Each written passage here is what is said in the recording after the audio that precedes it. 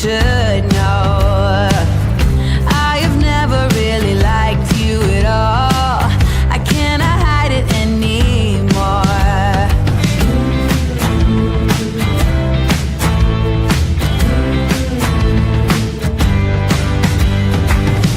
I've been thinking about the future, trying to forget about the past. So many ways that I could change for the better.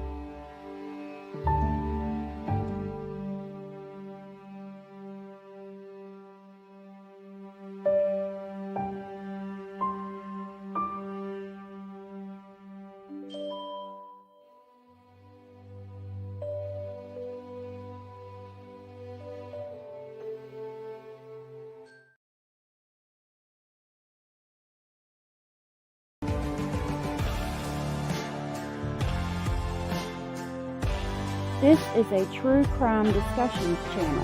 We speculate. This is all just speculation. Because it's true crime, it's for mature audiences only. There will be no children allowed, no exceptions. Everything on this channel falls under fair use. Please remember to like, comment, subscribe, and share. It's free. Hello, everyone. It is so good to see y'all this Tuesday. I'm so glad y'all are here with me. So, we have a couple of things to discuss. Excuse me. First, we're going to discuss this jail call I put out last night. I don't remember discussing it. I talked to Sandra, also known as X. Discuss this jail call. Hold on. Okay. I talked to Sandra, also known as X. And she said that we did go over it, but I didn't remember it. And there's something kind of specific I want to point out to you guys, and we'll get a little bit of a laugh at the end. And then we're going to talk about Idaho 4. Now, Idaho 4, I followed in the beginning. Like, I know the basics, but I have not looked into Idaho 4 at all. And at least, I touched on it, I think, in one other live, but other than that, I haven't really looked into it. And there's so much going on. Mainly, from what I understand, the trial starts April 3rd. Now, they're going to start with jury selection, so we won't be able to see that, but I do want to stream that, and that should bump us up and get us ready for the CSAM trial with Stephen Stearns. I know it's supposed to be a 4-week trial with Brian Kohberger, so, it probably won't be all 4 weeks, but we can stream. I'm going to try to stream the Kohberger trial with y'all, and I will most definitely be streaming the CSAM trial with y'all as well. So let me say hey to y'all. Hey, Abellis, Gray Moon, Joy, Bad Girl, Princess Pillow, Southern Cats, Sandra, Tony, Heather Wells, Fawny Donnie, Chloe Moon, Genevieve, Irene, good to see y'all. Allie X, good to see you. I think that's who I see in here right now. Lynette Burns, good to see you. You're new? Well, I'm glad you found us. Joyous N, Heathen, good to see y'all. Chrissa Marie, good to see you. Orange Rose, good to see you. I'm glad y'all are here with us today. Nene Nut, good to see you. And Edith, good to see you. Lisa Lynn, I'm so glad y'all are here today. I'm looking forward to spending time with y'all today. I've been spending my morning the time is helping my landlord clean a house to get it ready to rent out, a tiny house. So I've been doing that and been busy. Hey, Amy, good to see you. So yeah, we're going to start with Stephen Stearns, but I'll lay out, when we get to Idaho 4, I am going to lay out a couple of ground rules for that. And I will open up the panel so that if you guys want to come up and kind of help me navigate it, that would be cool. I'm hoping tonight to be able to dive into some of the documents that we have and kind of catch up on it. But I'm going to catch up on it with a few videos with you guys in real time today. So with that, let's listen to this call. I am going to skip it for the most part, but I do want to show y'all this little video I put in because it's not at the end. And then we'll skip it to later on, past the logistics of the first part of the phone call. So look at this right here. Right here. After the tone, please say United States of America. United States of America. That eagle's watching him, boy. You have He's like, not today, Stephen. Not message. today. To listen to your messages, please return to the main menu. Let's see. Press 0 to make a prepaid collect call or speak for calls with we need to go to about right here. All right, let's listen to this call together. Oh, perfect. Yeah, I was worried that you'd probably, because I know the weekends are busy for you. So we had a little under an hour before the phone system turns off. I'm confused. What do you mean jury selection in July? They already did jury selection? Motion hearing April 3rd. Which trial are you talking about? Because I'm confused. Tell me the information I need to know.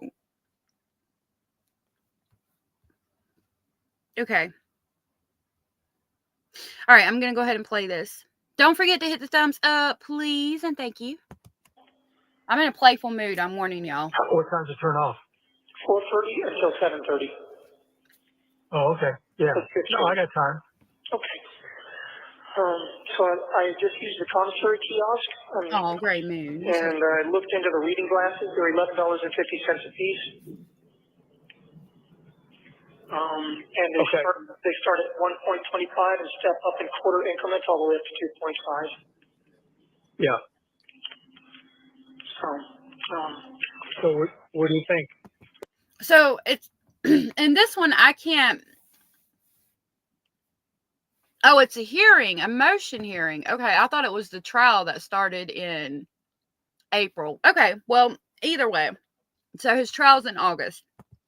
Well, then we'll touch up on this for now.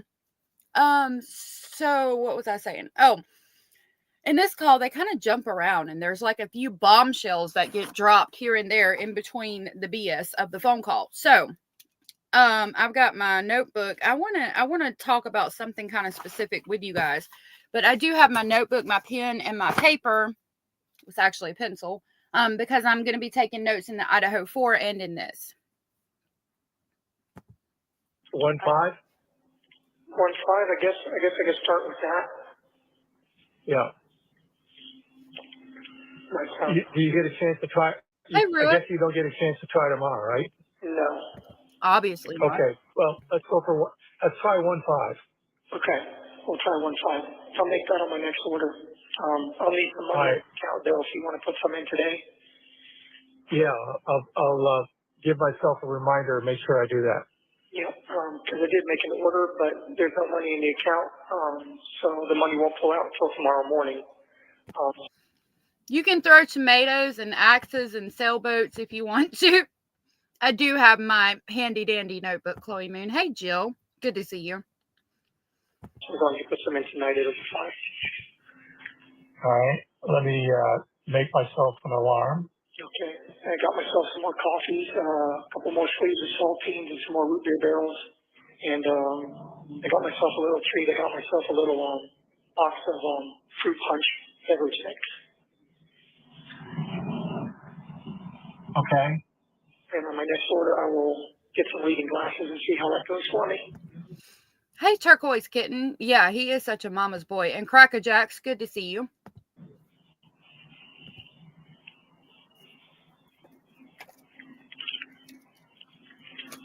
Can't believe I'm already looking into reading glasses. I feel like an old man. Hey, Indie Girl. Oh, you're getting old. Hey, question. Yes. When you left town to go to Kissimmee, what time did you leave?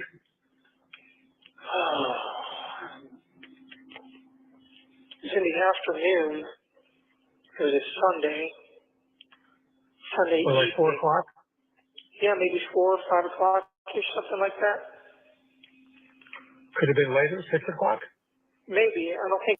So obviously he doesn't know. Dad suggests 4 o'clock, and he's like, "Oh yeah, 4 o'clock, maybe 5, maybe 6, maybe 7. I don't know." Why are we concerned about what time he left to go to Kissimmee? I'm wondering. I like the emojis too. I think they're funny. Girl, I'm tired of hearing about saltines and root beer barrels and coffee too. That's all he's concerned about is money on his books. I think I got to Kissimmee until around 8:30ish. Yeah. Oh, okay. That sound about right? I was curious as to, I don't know if I said goodbye to you when you left. You said something about when I get back we would go shooting, so I guess we're not going to do that now. Yeah, believe me, I'd love to go shoot. That's weird comment to me. And I know I know a lot of people have talked about like them possibly speaking in code. And you know, I think some speculation is healthy, but I've never really bought into it much. But for him to say, "What time did you leave to go to Kissimmee?" and I'm gonna back it up just a little bit, but like to be the way he's like, "You said we were gonna go shooting afterwards. I guess we're not gonna do that now." Like, obviously not, because he's in jail. Like, that's a weird thing to say. Like, you told me we were gonna go shooting, and now we're not, and that's your dad. Like, it's a weird thing to say. I'm going to back it up. Like, I don't know if it's some kind of code because first of all, what does that have to do with what time he left to go to Kissimmee? And second of all, you as the father of a child that's in jail saying to your child, you know, oh, I thought we were going to go shoot and I guess we're not going to do that now because you fucked up and you're a POS. Like, what? Like, and it's a weird choice of words for me. So I don't really think for the most part that they're talking in code, but this part made me question it. So I back it up a little bit. Things are right here.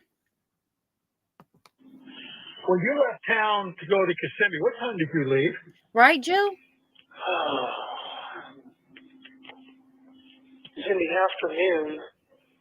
It was a Sunday. Sunday Or like 4 o'clock? Yeah, maybe 4 or 5 o'clock-ish, something like that. Could have been later, 6 o'clock? Maybe. Ever Love Me said Chris jokes a bit. I've listened and he gets snarky. That could be possible. Jenny Jen said maybe to show there was no premeditation. Just my guess. Possibly. It is a weird thing to say. However, I think it's an age or era thing. Okay. Era thing. Hey, Anders. And then somebody said, I don't think there's any code. I haven't really, like, it was just weird to me that he said that. So I wanted to talk to you guys about it and see what you guys had to say about it. Hey, AM and Janet and Anders. Good to see y'all. Joyce said, my brain checks out with a lot of it, like Homer with the circus music in his head. That's funny. Yes, bad girl. Thank you. Oh. Bonnie said, because narcissists are on selfish autopilot that isn't affected by others' wishes, rights, or even reality. Chris is mad his plans have been waylaid. Not a damn tear for Madeline Soto. Yeah, I could see that. Maybe. I don't think I got to Kissimmee until around 8:30-ish. Yeah. Oh, okay. That sound about right? I was curious as to, I don't know if I said goodbye to you when you left. You said something about when I get back we would go shooting, so I guess we're not going to do that now. Yeah, believe me, I'd love to go shoot.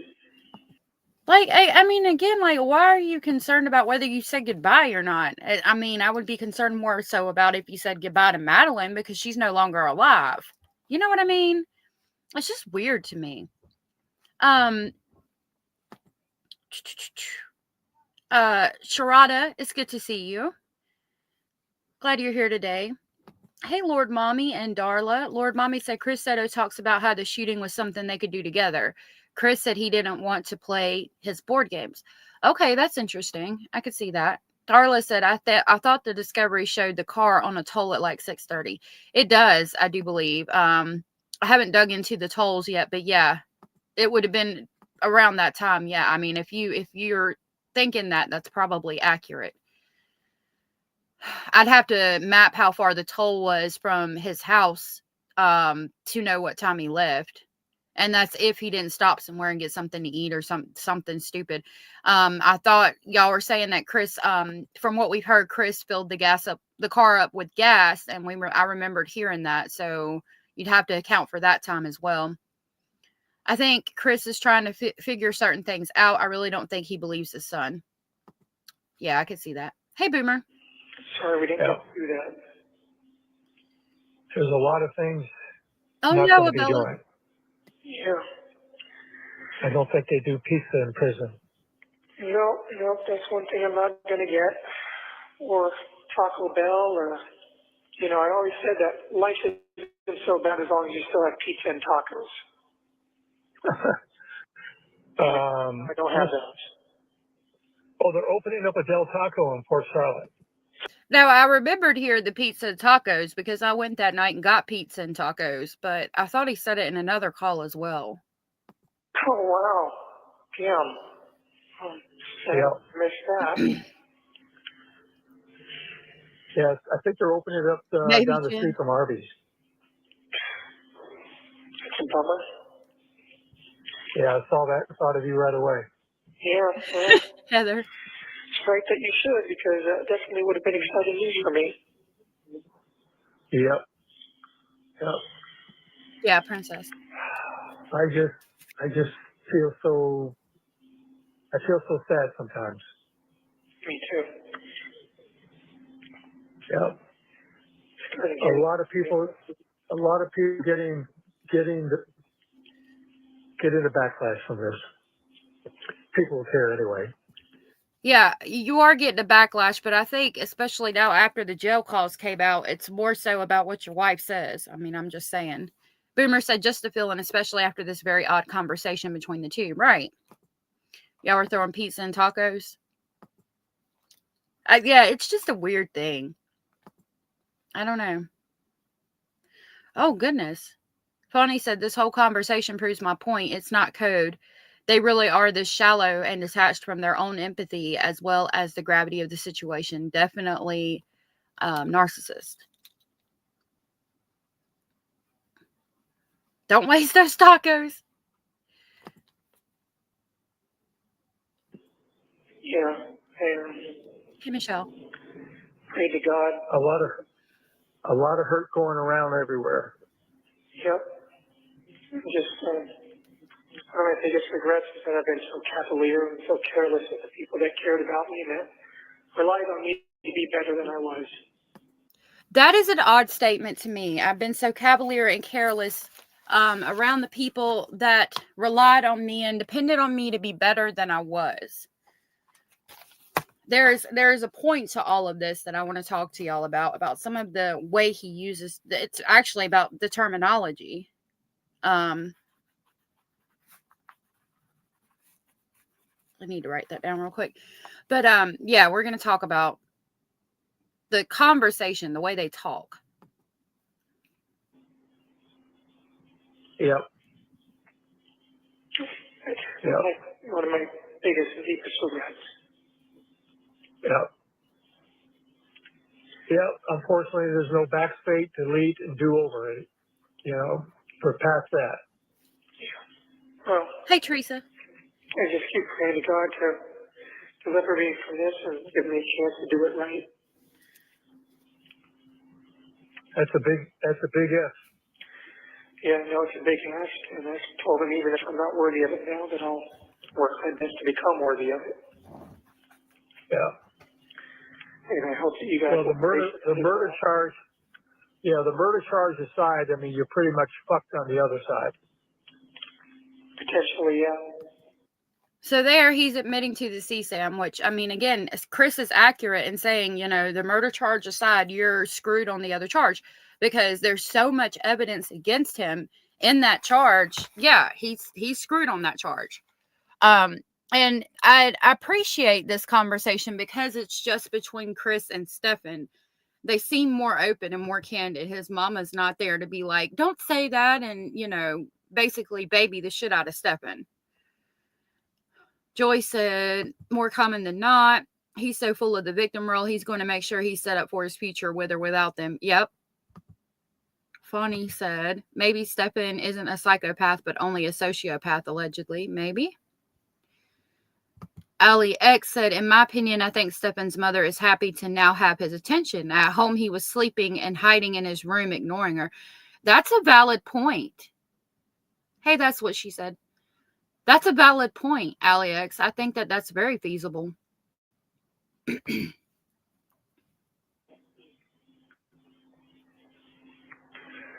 I don't want to confirm or deny anything one way or the other. I'm trying to hold on to hope as best as I can and see how the cards fall out here. Yeah. So, Yep. Anyway, follow up on where your order is. Is that possibility? when I talked to when I spoke to the mental health director, she said that she would check with the mailroom, but in case that she forgot to do that, which is likely that she would forget, that you guys could also call the mailroom and check in with them and say, you know, hey, we're trying to send our sons from the outside. Right, What's the deal with that? Oh, okay. All right. Hey, Then Jennifer. I'll follow up on Monday.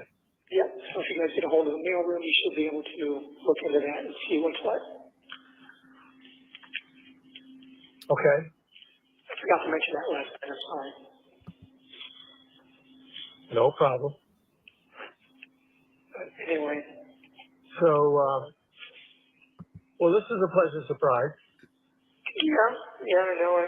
I wanted to make sure that I called you before the phone system turned off and hope that I caught you at a good time. Yeah. Now, he wants to make sure to call him before the phone system turns off in hopes that he caught him at a good time. But keep in mind, in the beginning of this conversation, he said it's the last night to get in, or he has to get his commissary order in by the morning. And so Dad has to put money on the books tonight. So it's not a pleasant surprise. It's a I need money call, not a call just because he cares. Hey, Cindy. Yep. Sitting in an open You house. did. I just finished up with some people. Are you showing houses or sitting at an open house? No, I was just showing some homes. Okay. So you're going back into the general side of things? I don't know what the date and time of this call was. It's in the evening, but I haven't figured out like the dates and times. I know they're listed and a lot of creators have. You could probably find it. I'll try to find it and locate it and add it to the calls as I go, but I haven't been able to figure that out.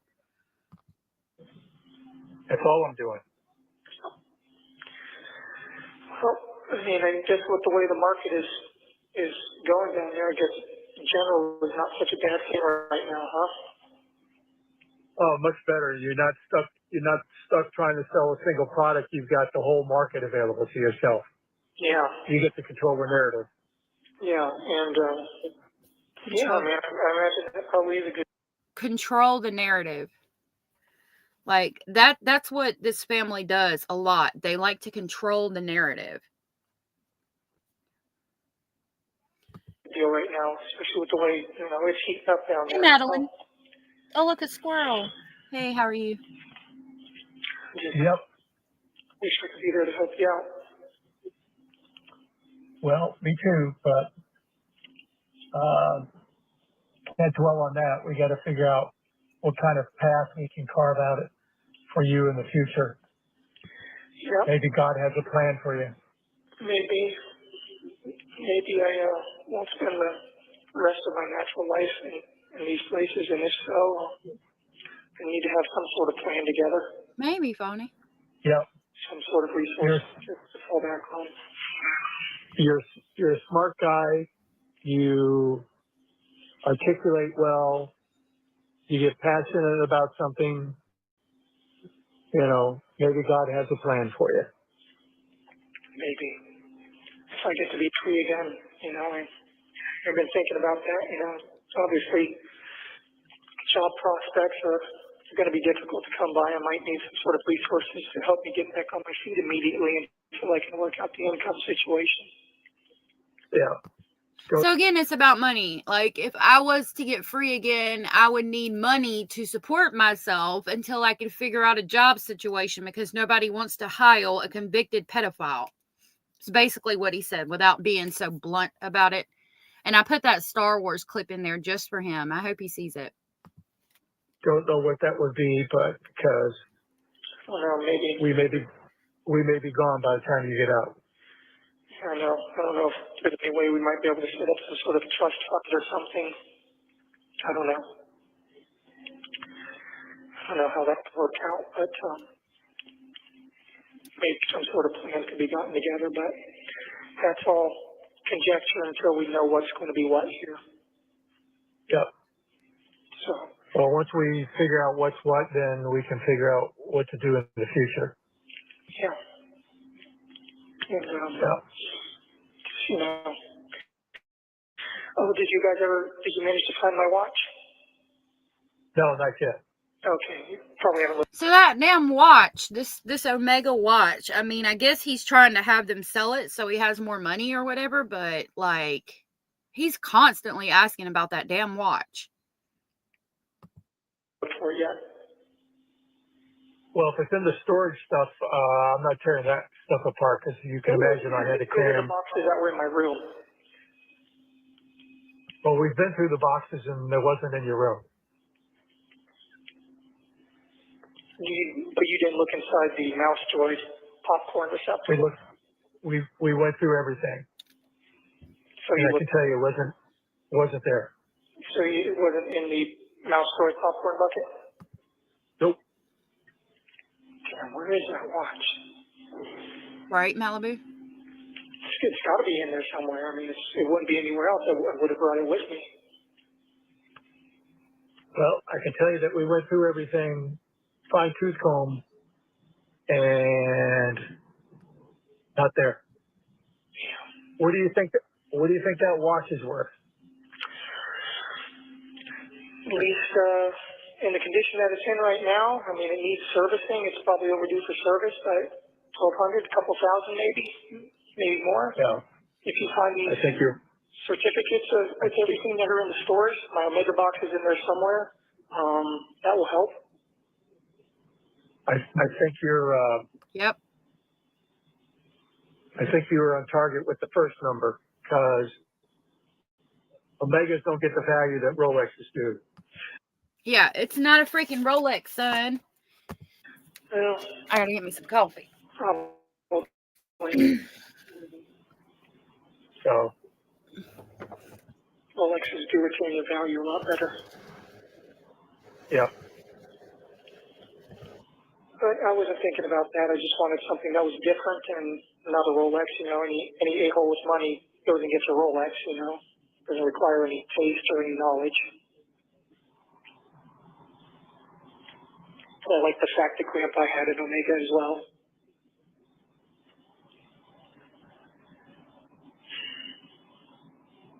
I don't know. It seemed appropriate using his inheritance to buy the same kind of watch that he would have had.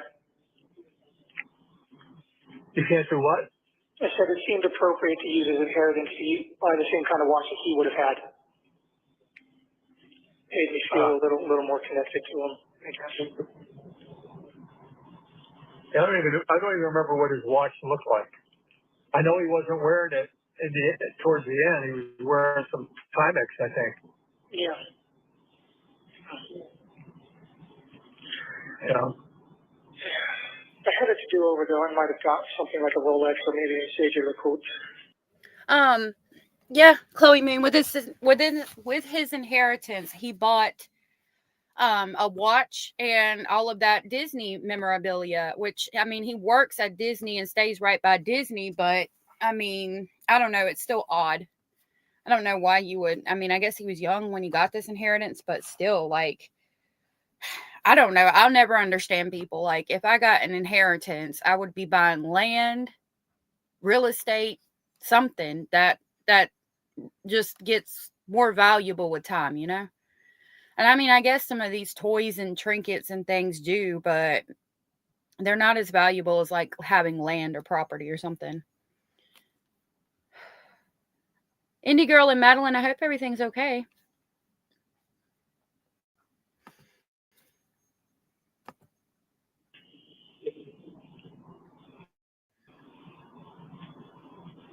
Right, Malibu? Submariners are always nice and well.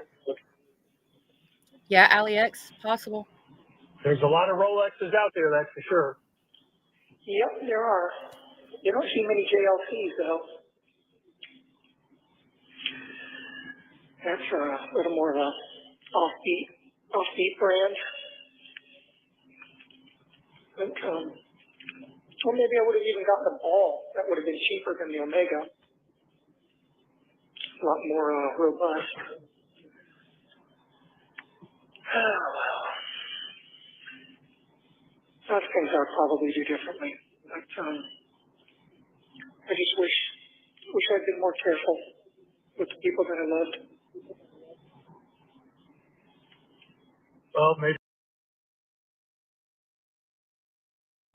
So I want y'all to take note of that again. I wish I would have been more careful with the people that I loved. So I'm going to write that down with the other thing that we were just discussing. Basil just squeezed by my laptop. Hold on. Put him on the bed. There you go, sir. Okay, so I wish I had been more careful with the ones I love. Take note. I'm gonna play that back again. Just that last part. I wish I had been more careful is the word he uses. Careful with the ones I loved. So I'm gonna write that down. That's things I'd probably do differently. But I just wish I'd been more careful with the people that I loved. Well, maybe you'll get a second chance at that, but I was hoping that you got a big hill to climb up, that's for sure.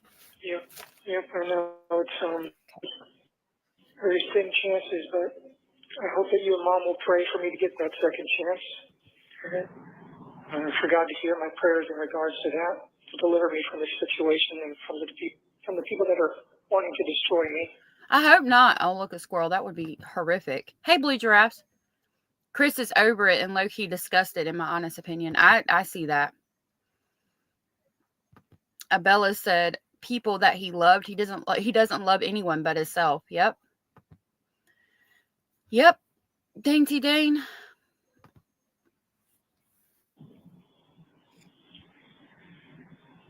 Do whatever it takes to be worthy of that. Live in a more upright and virtuous way. We got a minute remaining. Yep. Okay. Well, if you want, I can try to call you again tonight. Otherwise, I can call you back in a couple days. Whatever you want, we're available. Now we're going to get some comic relief, and then I'm going to talk to y'all about what I heard in this and where I'm kind of taking it. Hey, Norma. Good to see you. Yeah, people trying to destroy him. Never mind the child he destroyed. Innocence that was lost. Okay, well, I'll try again tonight, but if you don't hear from me, then expect news in the next few days or so. Hey, a name here. Okay, sounds good. And don't forget to put some money into the commissary tonight so that the order will go through tomorrow. I set an alarm. Well, thank you very much. Hey, you shut your face. If we want to hear you talk, I will shove my arm up your ass and work your mouth like a puppet.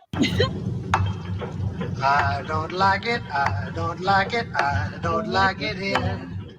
You wouldn't like it, nobody likes it here. Stop whining. You kids are soft. You lack discipline. But I've got news for you. You're mine now. You belong to me. You're not gonna have your mommy stand behind you anymore and wipe your little tushes. Oh no, it's time now to turn this mush into muscles. I thought that fit him perfectly. You're not going to have your mommy run behind you and wipe your little tushy anymore, Stefan. No more complaining. No more Mr. Kimball have to go to the bathroom. Nothing. There is no bathroom. You will never find a more wretched hive of scum and villainy. We must be cautious. That was special just for Stefan. Okay. So he said, I wish I hadn't been so cavalier and careless with the ones I loved. I wish I had been more careful.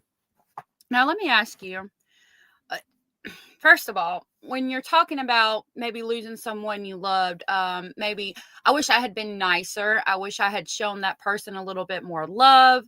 I wish I wasn't so angry. I wish I was more patient.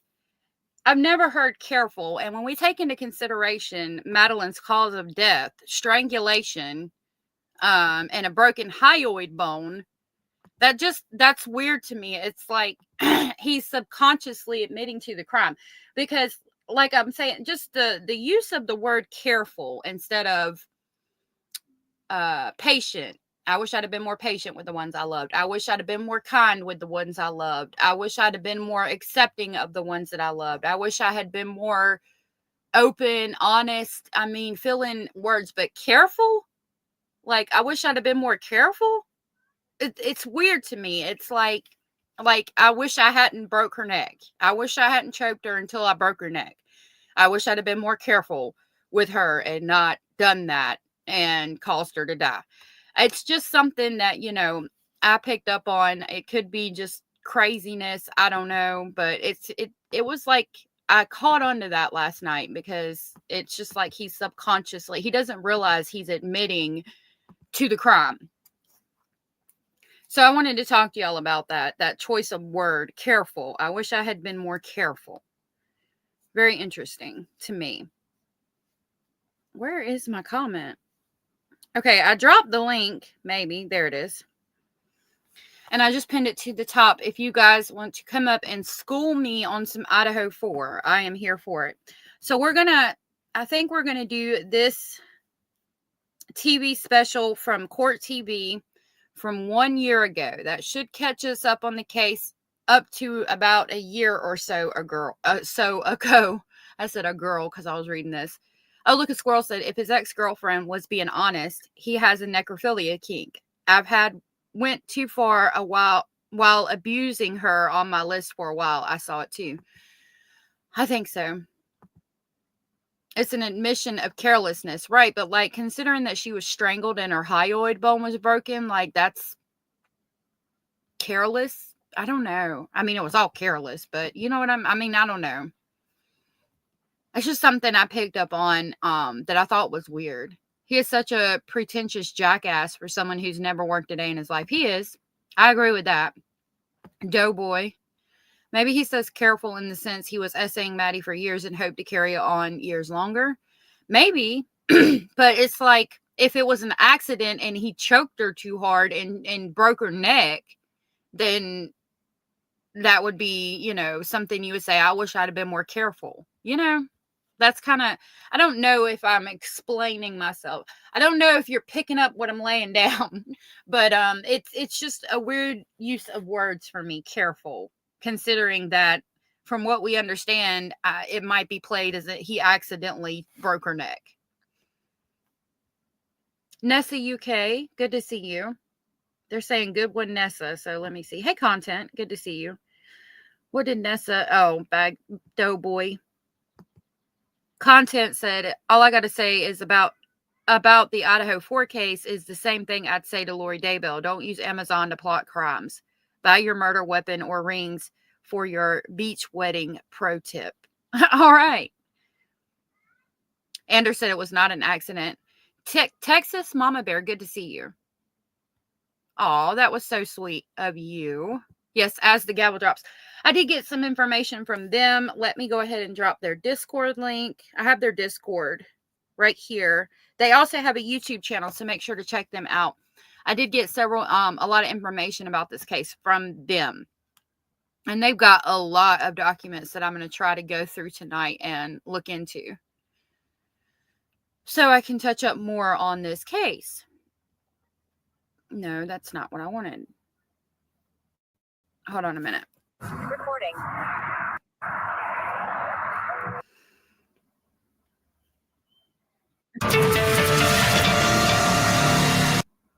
So this is Court TV. It's a special about the Idaho 4 case. I'm going to watch it with you guys. I have pinned the link at the top if you guys want to come up and discuss this case with me and school me on it. Basically, what I know is there was some children, oh, no, we're not starting this yet. There was some teenagers renting a house in Moscow, Idaho, in a college town. And sometime around 4 o'clock in the morning, somebody broke in and committed homicide on some of the people living in the house. And he had bushy eyebrows, and there were some roommates that were murdered and some were not. And it was a long time before they called 911. And then they were looking at video cameras to see who drove by. They found Brian Koberger, who was a psychology student, like teacher assistant at the college. And it was like a party house. That's about all I know. So you guys can tell me what you think. Yeah. I appreciate you being here, Teresa. And I'm going to try to touch up some more on it tonight. You've been following from day one, Heathen? So I'm sure you could tell me a lot. There's a term out there for Idaho conspiracy theorists. Oh, goodness. Hey, Miss King of Anything. Supposedly speculating, guessing, hypothesis theory. Interesting. Kalisa said, in the UK, when women are choked by partners and seems okay, they often follow up because increased chance of death later. We are learning more about this. That's interesting, and I'm glad you shared that. Pro burgers, people actually think he's innocent. I heard that, like, the way they got his DNA is weird. but that's about all I know. All right, we should. The four were stabbed with a knife, but no weapon has been located. The true crime story that sent shockwaves across the country. All of us are shaken. 4 murders, and then the guys just running around on loose is a little unnerving. The victims, 4 college students. Ethan, Zana, Madison, and Kaylee. Ethan, Zana, Madison, and Kaylee. Please always remember when we talk about these crimes and any crimes to keep the victims in your thoughts and prayers as well as their families. Brittany Cook, I saw that you came in. Thank you for dropping in. Oh, yes. Okay. Thank you, bad girl. Now, I do want to say this. Trigger warning, number 1. Number 2, there's people who feel very strongly about this case, and they may feel very strongly in a different way that you do. I don't... Please just make sure if you have a thought, opinion, or speculation that you say, in my opinion, or just speculating or things like that. And try not to argue and fight between each other. If it gets too much, you can personally block somebody if you're fighting. I would ask that you guys not do that. I know people can get passionate. I don't know. Yeah, court Thursday, but it's a motions hearing. I thought it was actual trial. Somebody had told me it was trial and I got confused. So that's why we were going over it, but we're still going to go over it. I would like to be prepared for the motions hearing. That is April 3rd and see what's going to happen. I miss her smile. She was so giving. Positive and fun, and we love her and miss her so much. Now, a PhD criminology student accused of the murders. How you feeling, Brian? What did you do? Detectives arrested 28-year-old Brian Christopher Kohlberger. Hello. How you doing? How y'all doing today? Every inquiring mind wants to know why. Why would Brian Kohlberger do this? The maximum penalty is death and/or imprisonment for life. Do you understand? Yes. Plus, I heard that he could actually be put to death by firing squad too. Somebody told me that. Hio told me that this morning. Trial starts in August or November. Yes, Hio Sandra said that. She also said that if he gets found guilty, he could be put to death by firing squad, which is real interesting. I will try to get you a correct link, Madeline. Okay. Yeah, that's about where I'm at with it, Dainty Dane. I don't know much about it. So we're going to catch up to where we're 2 years behind. And then I'm going to grab documents and see. the evidence. On that knife sheath was DNA, likely left there by the killer. Including those 12 times when he's hanging around this house. You better have a pretty good reason for this. Guess what? The defendant, the suspect, the accused, what does he drive? A white Elantra. The way that we have been convicting Kohlberger is absolutely appalling and disgusting. I want all the evidence out. I want it to be clear. If I'm the parent of one of these poor kids. So if he's driving around at all over the place, that should be the correct Discord link. If he's driving around all over the place in front of the house before the homicides are committed, and he drives the same kind of car that the killer was seen driving, I don't know, that's pretty concrete to me, but a lot of people are saying that he could be innocent. Reminding him of all the things he threw away in life by being sicko Stearns. Yep. Rachel, good to see you. There's lots of rumors and speculation. I think it's because so much was sealed in the case. I'm waiting for trial to make any decision. I think that's the best thing to do. Yes, all suspects are innocent until proven guilty, but yes, lots of evidence. Yeah, that does place him there, right? He is the boogeyman.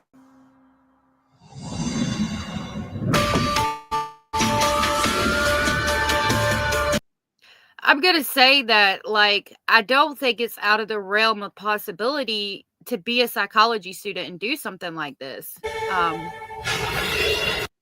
Because, like I said, when I grew up, I wanted to be the person who would interview serial killers. somebody who would go and talk to Charles Manson or Ted Bundy pick a name, and find out, basically understand the psychology, what happened, what went wrong to make them do what they did. And if you're studying psychology and you think you can commit the perfect crime and get away with it, I mean, some people do that. I don't know much about Brian, but not some people do that. I don't think it's out of the realm of possibility to think someone would do that. You know what I mean? Does that make any sense? Again, are y'all picking up what I'm laying down? Kalisa said, to me, the car evidence is some of the most convincing. The tiny bit of touch DNA and the way it was done is a little concerning, but waiting to see the evidence at trial. Do you want me to send you a copy of the letter I wrote the DA in this case because Koberger's attorney used my tweet in her motion? Oh, you can send it to me. I would love to see it. That would be cool. I totally agree. The biggest injustice is prosecuting the innocent. Yeah.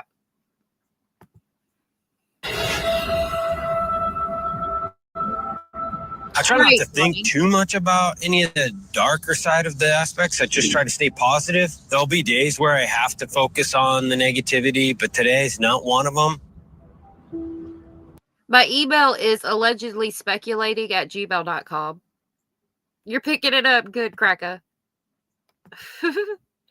Princess said, it seems like he missed a lot of class if he really tried to premeditate this, but still ordered everything on Amazon. But I imagine he would have thought they were never going to suspect him. That's interesting. I didn't know he ordered everything on Amazon. Are you catching what I'm throwing, Joy? I hope you're not throwing that. I miss her smile, and that she was so giving. When she came home, she was always giving me a hug, always making sure she got a hug before she left the house. Just the simple things. These girls were born 14 days apart. We loved them both so much. It was a great, great story, and I'm sad that it ended, and we lost them both at the same time. I'll never see this car as mine. She paid for it. She felt like this was a super cute car. It was emotional riding with Steve in Kaylee's car on her birthday. We saw that vehicle at that home each day inside the crime scene tape. Kaylee and her friends Madison Mogan, Xana Kernodle, and Ethan Chapin were stabbed to death at the University of Idaho. And that car was... Those girls are so beautiful. They're just beautiful children, or young adults, I should say. Excuse me. You're drinking what I'm pouring. I like hugs too, Abellis. I give you a hug. This is an emotionally charged case, so y'all just remember that. He then said banging his trash into Ziploc bags while wearing gloves when they busted him with the search warrant is what sealed the deal for me. Oh, that's interesting. I didn't know that.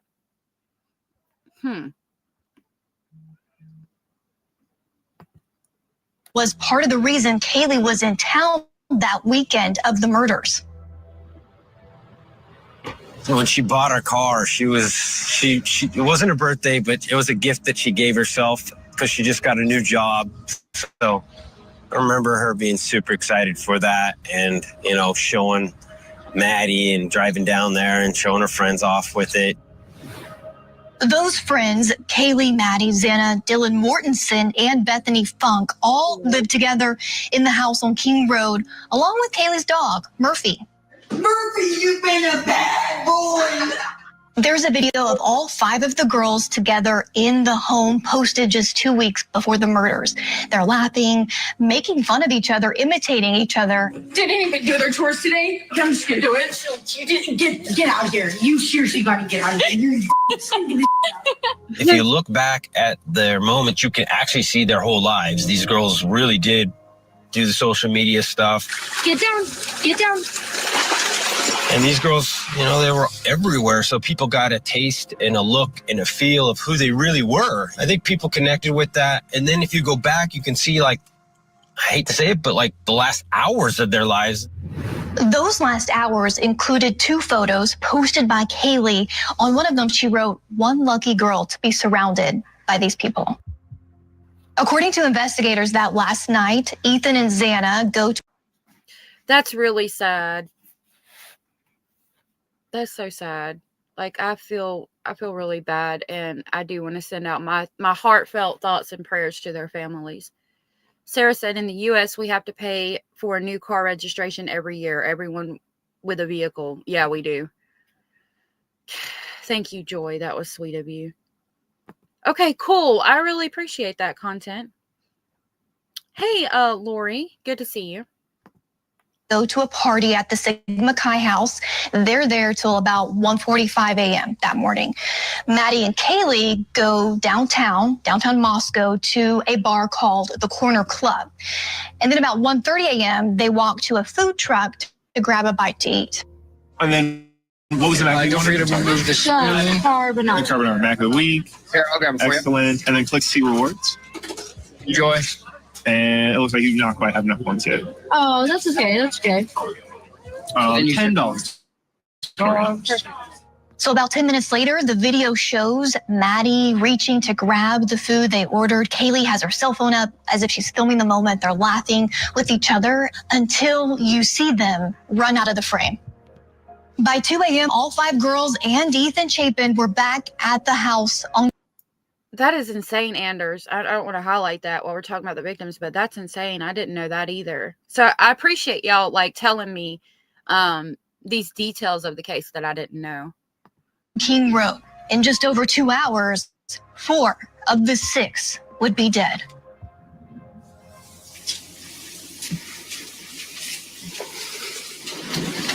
Everybody here?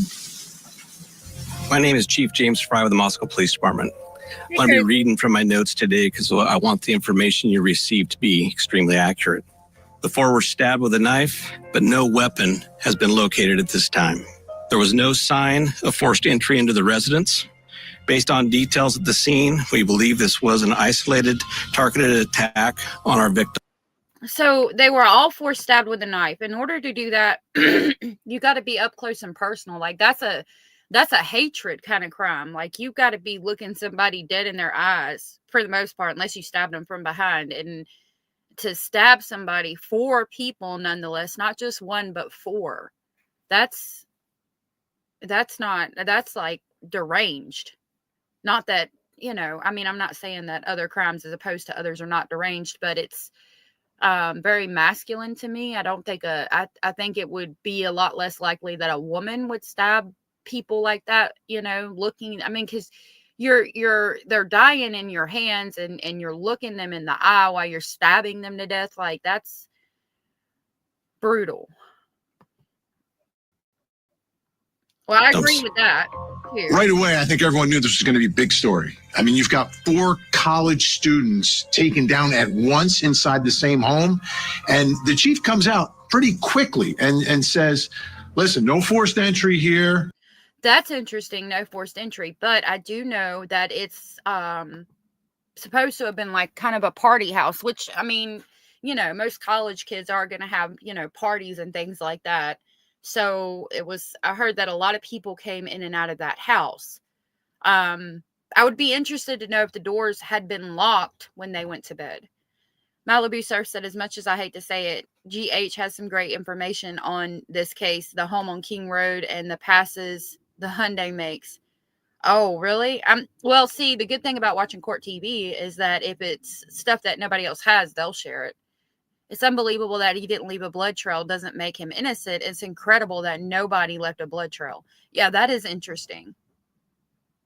Somebody said it was sexual in some kind of way. Well, yeah, they're probably breaking down the logistics of the actual homicide, like stabbing somebody to death. I've heard things like that, so I know what you're talking about. Okay. This was a targeted, isolated attack. So most of us thought it should be solved pretty quickly. But that's not what happened here. We need to make sure we clarify. Okay. Have them restart this feed or... We arrived in Moscow just days after the murders, and you could immediately sense that this was a community on edge, and you could understand why. 4 young people have been brutally murdered, and nobody knows why, and nobody knows who's responsible. I actually met a group of professors from the University of Idaho. They were out for a bike ride, and they really summed up what the community was going through. It has deeply affected all our students and our faculty and our staff, and it's been just a struggle to get through this last week. So, How hungry is this university, this town, for answers? very much so. The fact that there isn't an answer makes this even worse. All of us are shaken. I've heard from people all across the country talking about this tragedy. It would be very off-putting to know that there's children. I mean, they might have been young adults, but children in the eyes of most adults that were brutally murdered inside of a home, just, in their sleep in the middle of the night. Tony said, I heard they left the doors unlocked a lot because it was a safe place usually. Okay, yeah, I think I remember hearing that too.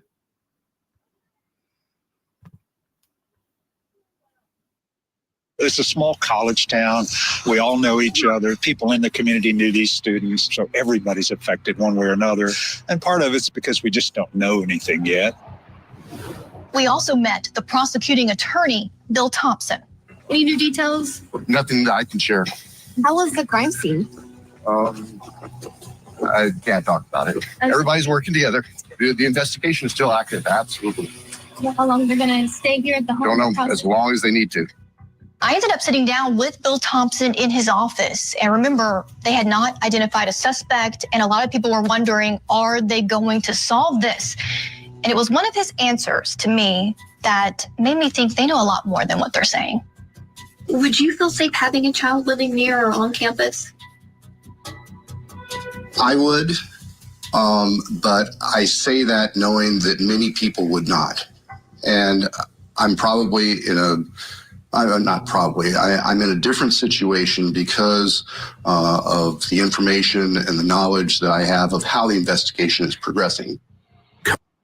So he says he would feel safe letting his children stay in that area at that time. Like, what is it that he knows that we don't? I mean, that would tell me that he knows that they were targeted for some reason, and it was them specifically that this person was looking to commit the homicide on. Because if you're concerned that there's a deranged killer running around the town, like, you definitely would not say that you felt safe letting your children stay in that area. Unless you had pinpointed that this was a personal attack and knew who your suspect was.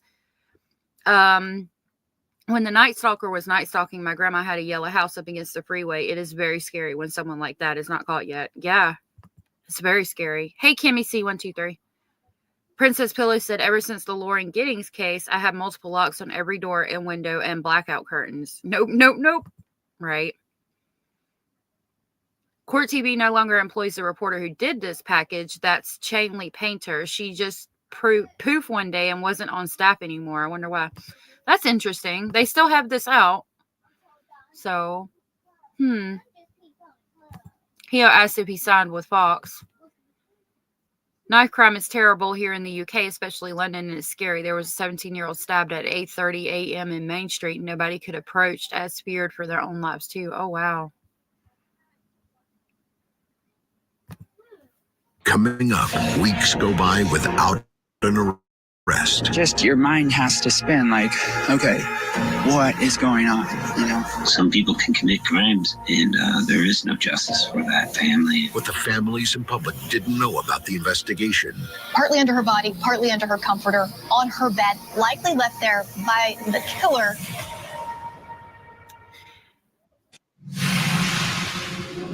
And y'all said there was no blood in his car or his parents' office. That's interesting. I don't know how you could do something like that and there not be any blood anywhere. I don't know why, but this case has never got my attention. It's weird. I don't know why I never got interested. Sometimes that happens to me with cases, and then I get obsessed. I do that sometimes too. Koberger wrote a strange questionnaire aimed at criminals. Yeah, I remember that. We read it. And when we read it, I remember on a previous live that I did on Idaho 4, we read it out loud, and I felt like it was, I mean, it could be for school. I don't know.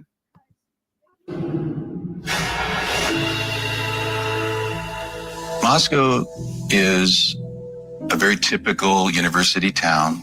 It has a vibrant downtown with places to eat, places to drink, places to gather. There's not really much surrounding Moscow, rolling hills of just wheat fields and various other farms. Small town feel. I think that's roughly 25,000 people, give or take a couple thousand. I think of North Idaho as a pretty off-the-map type of place, pretty safe place, very family-friendly, and to have 4 murders and then the guys just running around on loose is a little unnerving. Weeks after the murders of Xana Kernodle, Ethan Chapin, Maddie Mogan, and Kaylee Gonsalves, no arrest had been made. To the point that a lot of the students there on campus had cleared out because there was this fear among the community. And even some of the victims' family members had fears that the investigation was stalled. I had private investigators and different things, and that's why they told me to slow down, Steve. You know, this thing. You know, me as a father, it's never fast enough, and I want to just charge ahead like probably just like a dumbass, but that's what I knew. What the families and the public didn't know was that I mean, I think anybody would want to be going full-fledged at what, you know, trying to figure out who did this. detectives had some significant evidence and leads, including DNA and a potential eyewitness. At the time of the murders, according to investigators, Kaylee and Maddie were on the 3rd floor of the house in Maddie's room. Kaylee's dog Murphy was across the hall in Kaylee's room. Ethan and Xana were a floor below. Across from them was Dylan Mortensen, and on the 1st floor was Bethany Funk, who was in her room. Dylan will be a key witness in all this because she's on the same floor as 2 of the murders. And she opens her door 3 different times. Now, the first couple of times, she really didn't see anything, but she was hearing voices. Maybe it was the dog. Maybe somebody was crying or something. She wasn't quite clear what she heard. But the 3rd time she opens the door, she sees this tall figure dressed in all dark colors, and she noticed his bushy eyebrows. And then this man walks right past her. Imagine what it would be like to... Why did he walk right past her and not commit the homicide on her?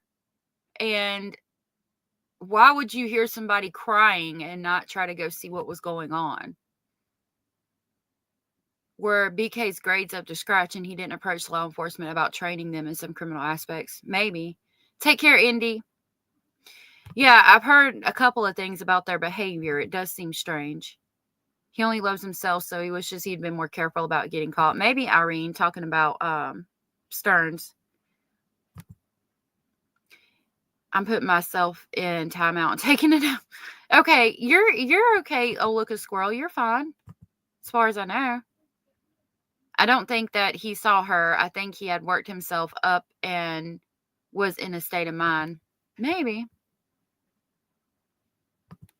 To be a young woman who opens the door and sees this man all in black, and all you really see are his eyebrows, and he's tall and he's big. And he just killed 4 people with a knife. He walks right past you and out the door. How close to death were you? It gives me shivers to just think about what that is. And that must just roll through her head every single day. Yeah, that's going to stick with a jury. According to investigators, Dylan described herself as being in, quote, frozen shock when she saw a man inside her home in the middle of the night. She was so scared, she locked herself in her bedroom. But the thing that raised eyebrows is that nobody did anything about it. In fact, 911 was not called until noon the next day, about 8 hours after the estimated time. So why didn't she call 911? And I've heard, again, I don't want to jump too far ahead because I'm trying to deep dive this case kind of with you guys. But I've heard that she was like texting people and on Instagram in between the time frame. Like, that's really suspicious. And please don't blame any victims in this case. They are victims, but why not immediately call 911? You know, I'll never understand that. There is one creator who puts the families down every chance she gets, and I think, well, yeah, we're not going to do that here. He did see her. He talked to her. Yeah, I've heard that. He probably didn't see her and had to been in crazy adrenaline rush and exhausted at the same time. I've heard that there's a possibility he could have been exhausted from committing the other 4 homicides. Just then he was too tired to even try to commit another one, I guess. That's been a theory. I think he was spent and panicked in a fugitive state, was only expecting Maddie. Yeah. She was very intoxicated.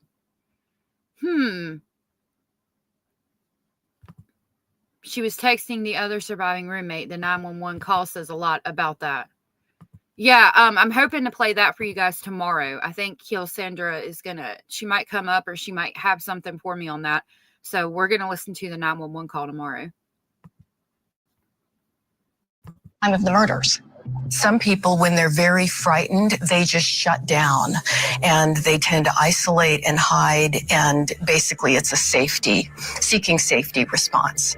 If she had been drinking or under the influence of something, she might have just shut down because she really didn't know what to do.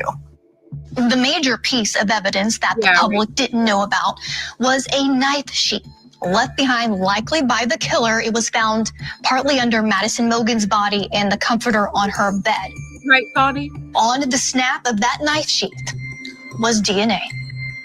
So investigators had DNA from the crime scene, and they took the DNA and they ran it through the National Crime Database, and there were no hits, no matches.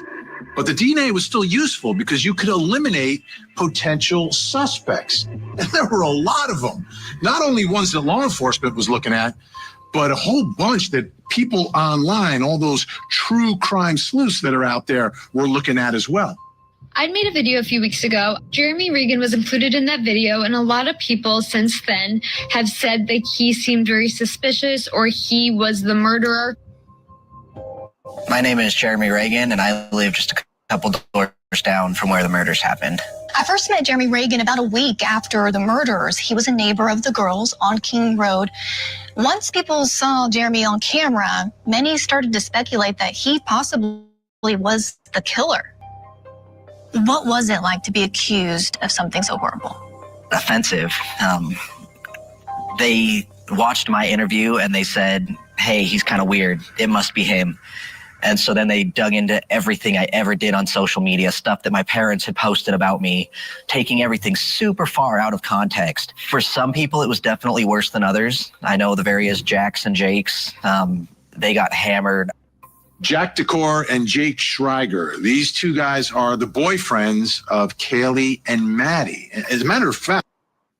So now we're going to talk about other people that were, looked at. It didn't seem like that guy, he didn't seem that off-putting to me, but, this is afterwards. Disassociation or shock, possibly Allie X. I believe she went to a champagne party with Maddie earlier, then 10 to 12 and a half seltzers. Yeah. I think she was in fight or flight mode and for sure shock and completely terrified. Yeah, and I get that and I agree with that, but it's like, why are you messing around on social media and doing all these other things before you even attempt to call 911 to get help? I don't know. It's just interesting. I can't wait to hear the 911 call. I haven't heard it yet, so we'll be listening to that probably tomorrow. I said play. Fact. Jack shared a dog, Murph, with Kaylee. So a lot of people are looking at them, and investigators looked at them as well, but cleared them. So law enforcement says these guys are innocent, but the folks online weren't convinced. I did not. There was also Jack Showalter, who was at the food truck when Maddie and Kaylee were there. He became known as Hoodie Guy. So people were analyzing the food truck video, and they thought he looked quite suspicious. There's been a lot of speculation and rumors. We're the official source of information. Individuals who are being harassed in this situation, people need to be careful. Another early focus of the investigation was video. Detectives gathered recordings from homes, businesses all around the time of the murders in that area. And one thing stood out. One vehicle stood out. That was a white Hyundai Elantra. See, I don't know. Cozy Constellation said, I think we usually wouldn't call 911 just because we heard a sound, we would want to make sure for me, it's like, so we live in an area that's like way out in the country, and I have neighbors that are like very close to me. And like, if she hears something outside, she'll be like, I think I just heard something in the woods over there. It sounds like somebody talking. And I'll grab my flashlight and I'll walk right over there and I'll be like, hey, what's going on? And see if somebody's over there. And so I don't know. I mean, I guess, everybody's different and everybody has different responses. But like, if I saw that, I probably would be scared at first and maybe close my door and like lock it. But within an hour or so, I'm going to open my door back up. Like, let's say I mean, even just seeing somebody like that in the house, like I would think immediately call 911. If I saw an actual person walking in a ski mask, I don't think I'd be brave enough to confront that. But I also wouldn't be hiding for like the whole entire night and into the next day. You know what I mean? Without even calling 911. She thought she dreamed it. Well, that makes sense. I mean, if she's highly intoxicated and thinks she dreamed it, then yeah, that makes sense. Like, you would think everything was normal and it was just a dream. Interesting. Darla said, if you live in a house with other people who have friends that come and go, you don't assume someone came to hurt everyone. Right. And I agree with that as well. Absolutely. We're looking for that car because we believe through our investigation that car was in the area during the time of the murders. According to investigators, beginning at 3:29 a.m., the white Elantra made 3 separate passes by the house on King Road. Then at 4:04, they say it was back for a 4th time, stopping in front of the house before traveling on to do a 3-point turn. It then drove past the house again and out of the camera's view. At 4:20, it was back in view and leaving the area at a high rate of speed. So everyone's looking for this car, this white Elantra, and there's an officer, a campus police officer from Washington State University, across the state border, who decides to run a list of all the white Elantras on campus. And he finds one. It's registered to a guy named Brian Kohlberger. They end up finding his car in the parking lot of Kohlberger's campus apartment. When they run his name, they find that he had been pulled over twice in the months before the murders, once in Moscow and once in Pullman. Hello, I am Officer Langus. Stops being audio and video recorded. I was just slightly into the crosswalk, so where I'm from Pennsylvania, we actually don't have like crosswalks. Oh, so even if you're kind of slightly, there's a little bit more leeway as well. Like there are a few lines. Like there's one white line and there's another one. Like there's like a certain margin from which you can actually kind of put your vehicle, place your vehicle. During the traffic stop in He's talking to her, and I mean, I'm assuming this is right after the homicides. He doesn't seem too nervous. I mean, he seems a little nervous, but not as much as I would think. Darla said, and you suspect drunk friends to sleep in. After so many hours, it becomes clear the visitor was nefarious. Yeah, I agree. I mean, maybe not necessarily think it too off kilter, but I don't know. I mean, I don't know. I keep going back to it's a party house, and there was probably more going on in that house than we even know about today.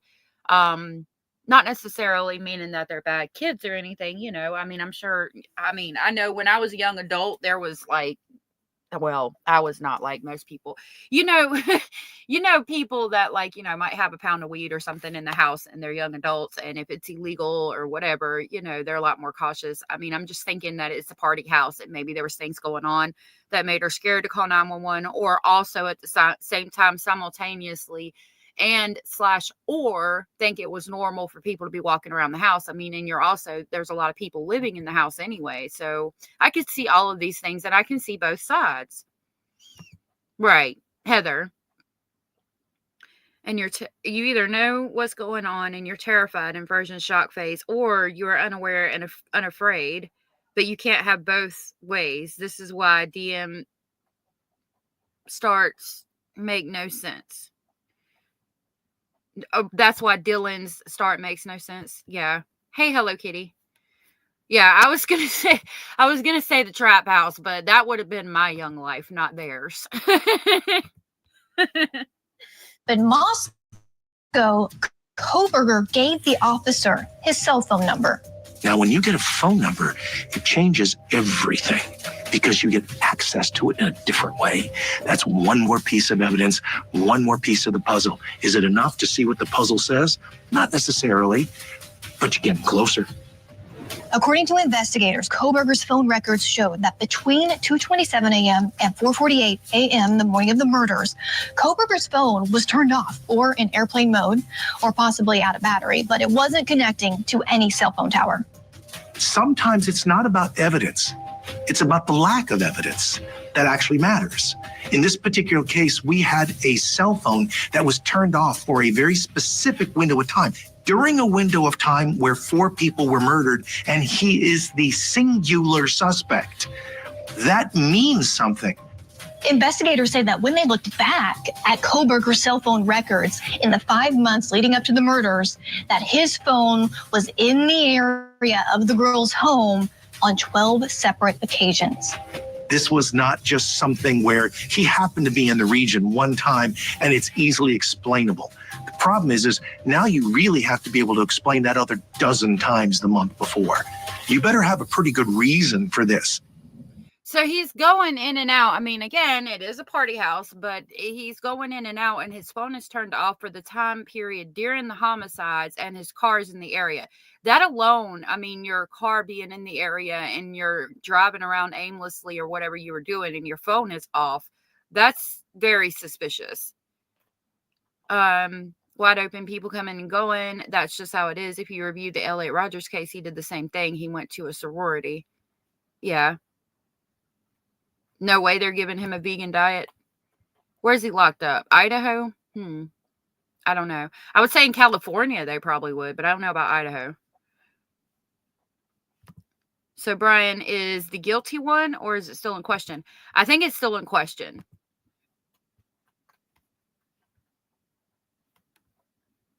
Yeah, I don't know. He is. Oh, sorry. You said actually he is in jail. Sharada, but I don't know if he goes to prison. In prison, I think you get to pick what goes on your plate for the most part. Like, I mean, I think you have a few options anyway.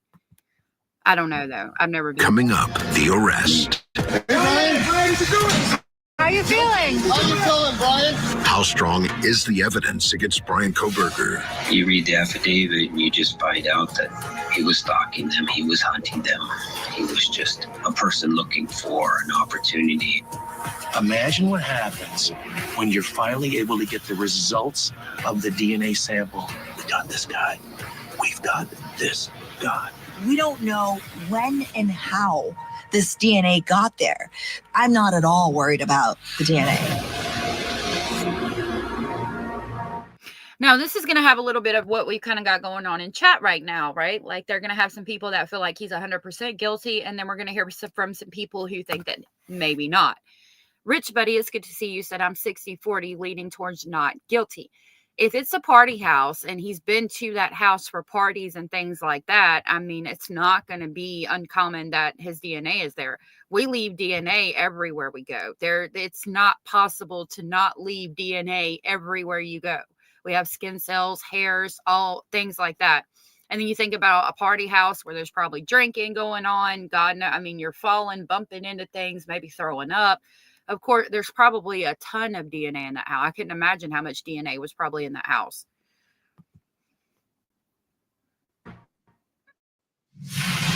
You think so, Sarah? Last night, in conjunction with the Pennsylvania State Police, the Federal Bureau of Investigation, detectives arrested 28-year-old Brian Christopher Koberger in Albrightsville, Pennsylvania, on a warrant for murders of Ethan, Zana, Madison, and Kaylee. Mr. Remember to say, in my opinion, or just speculating, allegedly speculating, or in my opinion, please, and thank you. Hey, John B. John B said, I told y'all they were and got chastised and ostracized on every channel for it. I don't know what I missed your first comment, but I mean, you're everybody's good here because we're all going to have different thoughts, opinions, and speculations, and I'm good with that as long as you're stating it as a thought, opinion, or speculation. Darla said DNA from a knife sheath at a party on someone's bed. Yeah, that's pretty damning, but I don't know. I don't know. I'm definitely, I've got to dive into these documents and find out more, and I'm learning more with you guys. Also, make sure that, remember that people will have different thoughts, opinions, and speculations than you. So just remember to be kind, because you'll never make anybody, like, you can't, I've always heard the saying, you catch more flies with honey than poop, basically. And while we don't want to be catching flies, it means that basically, if I was going to tell you my thought, opinion, and speculation, I'm not going to get anywhere if I'm screaming it in your face and saying you're wrong. Now, I might make you understand if I explain it to you in a nice and gentle way. So just remember to be kind and say your thoughts, opinions, and speculations as such, please, and thank you. Mr. Koberger was taken into custody without incident. The scene was turned over to the FBI Evidence Response Team for processing. According to a Monroe County, Pennsylvania prosecutor, when SWAT arrived at the family home of Brian Koberger, they found him standing in his parents' kitchen at 1:30 in the morning. Koberger was found awake in the kitchen area, dressed in shorts and a shirt and wearing latex medical type gloves, and apparently was taking his personal trash and putting it into separate Ziploc baggies. The DNA found on the knife sheath under Madison Logan's body was the piece of the puzzle investigators needed. 3 days before Koberger's arrest, detectives used trash from Koberger's parents' home for a DNA sample that turned out to be a match to the suspected killer's father. Imagine what happens when you're finally able to get the results of the. So there's touch DNA on a knife sheath under one of the victim's bodies that matches the father. Like, why didn't it match him? Like, why can't we get his DNA and say definitively it's a match to him? There's strangers' DNA in your home right now from Costco or the grocery store. There absolutely is. Somebody touched that box of trash bags, that box of Ziploc bags before you did, and their DNA is in your house. Absolutely. I agree. Rachel said, I question why his DNA is under the victim if he didn't know them. I still think he saw them at the restaurant where they worked. They served vegan food. Oh, that's interesting. I would love to know. I need them to tie the knife sheath. I need them to tie the knife that was in the knife sheath to them definitively. And I need to know there's nobody else's DNA on that knife sheath. Like if they can say the knife that killed these young adults came from this knife sheath, wherever that knife is at, we know that it is that knife, and no other touch DNA is on the knife sheath under the victim. I mean, that's pretty damning, in my opinion.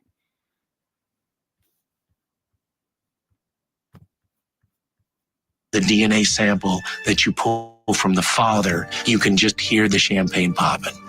This is a quad murder. That has to be elation in that squad room, in that war room, when they're sitting together and they're looking at each other and going, oh, okay, Chloe. We got this guy. We've got this guy. After Brian Koberger was taken into custody in Pennsylvania, he met with an attorney who said publicly that Koberger told him he believed that he would be exonerated. He is very intelligent. In my hour conversation with him, that comes off. I can tell that. And he understands where we are right now.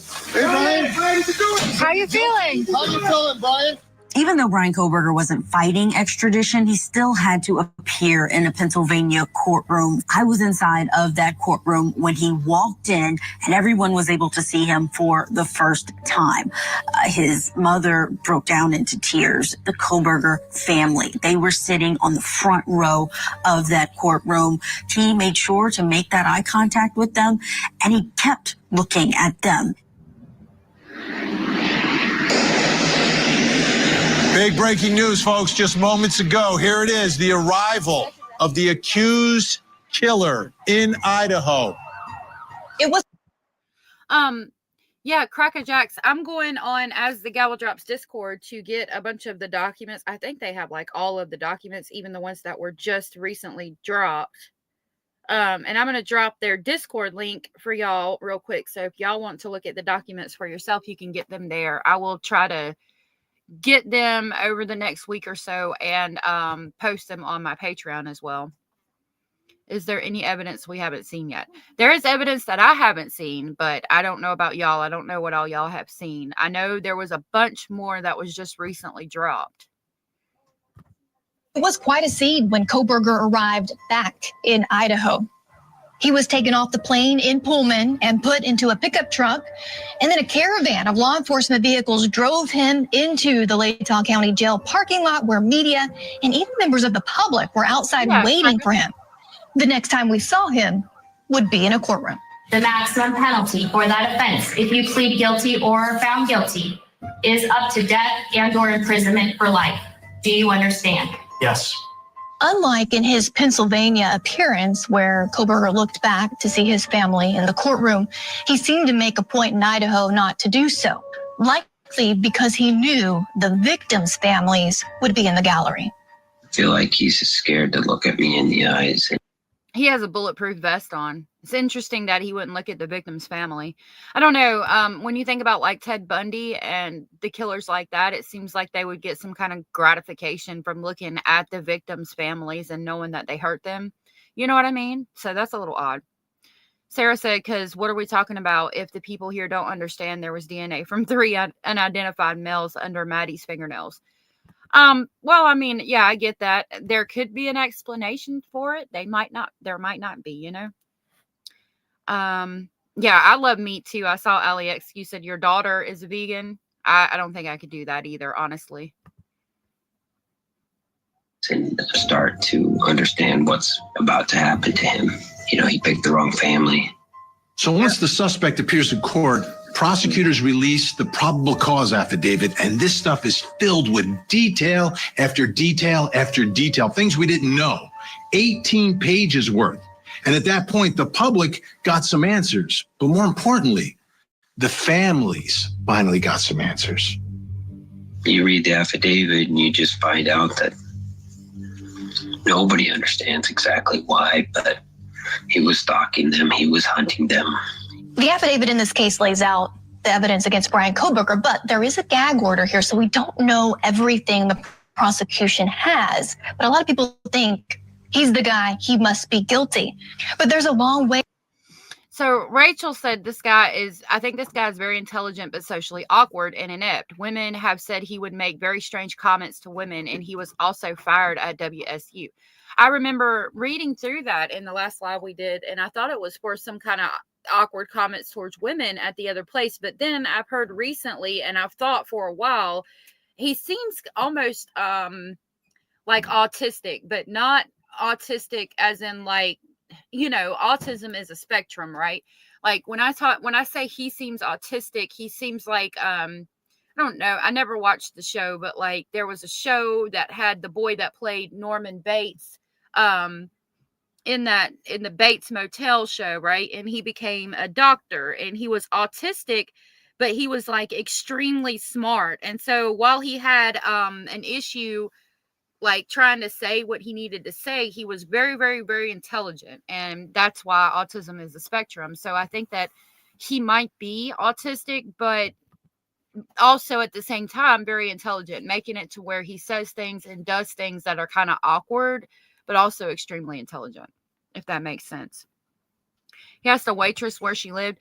Well, yeah, that's weird. But at the same time, I mean, I've had guys ask me for my phone number and where I lived. And if you take into account, maybe they were partying, depends on if he was with some friends trying to show off. I mean, I don't know.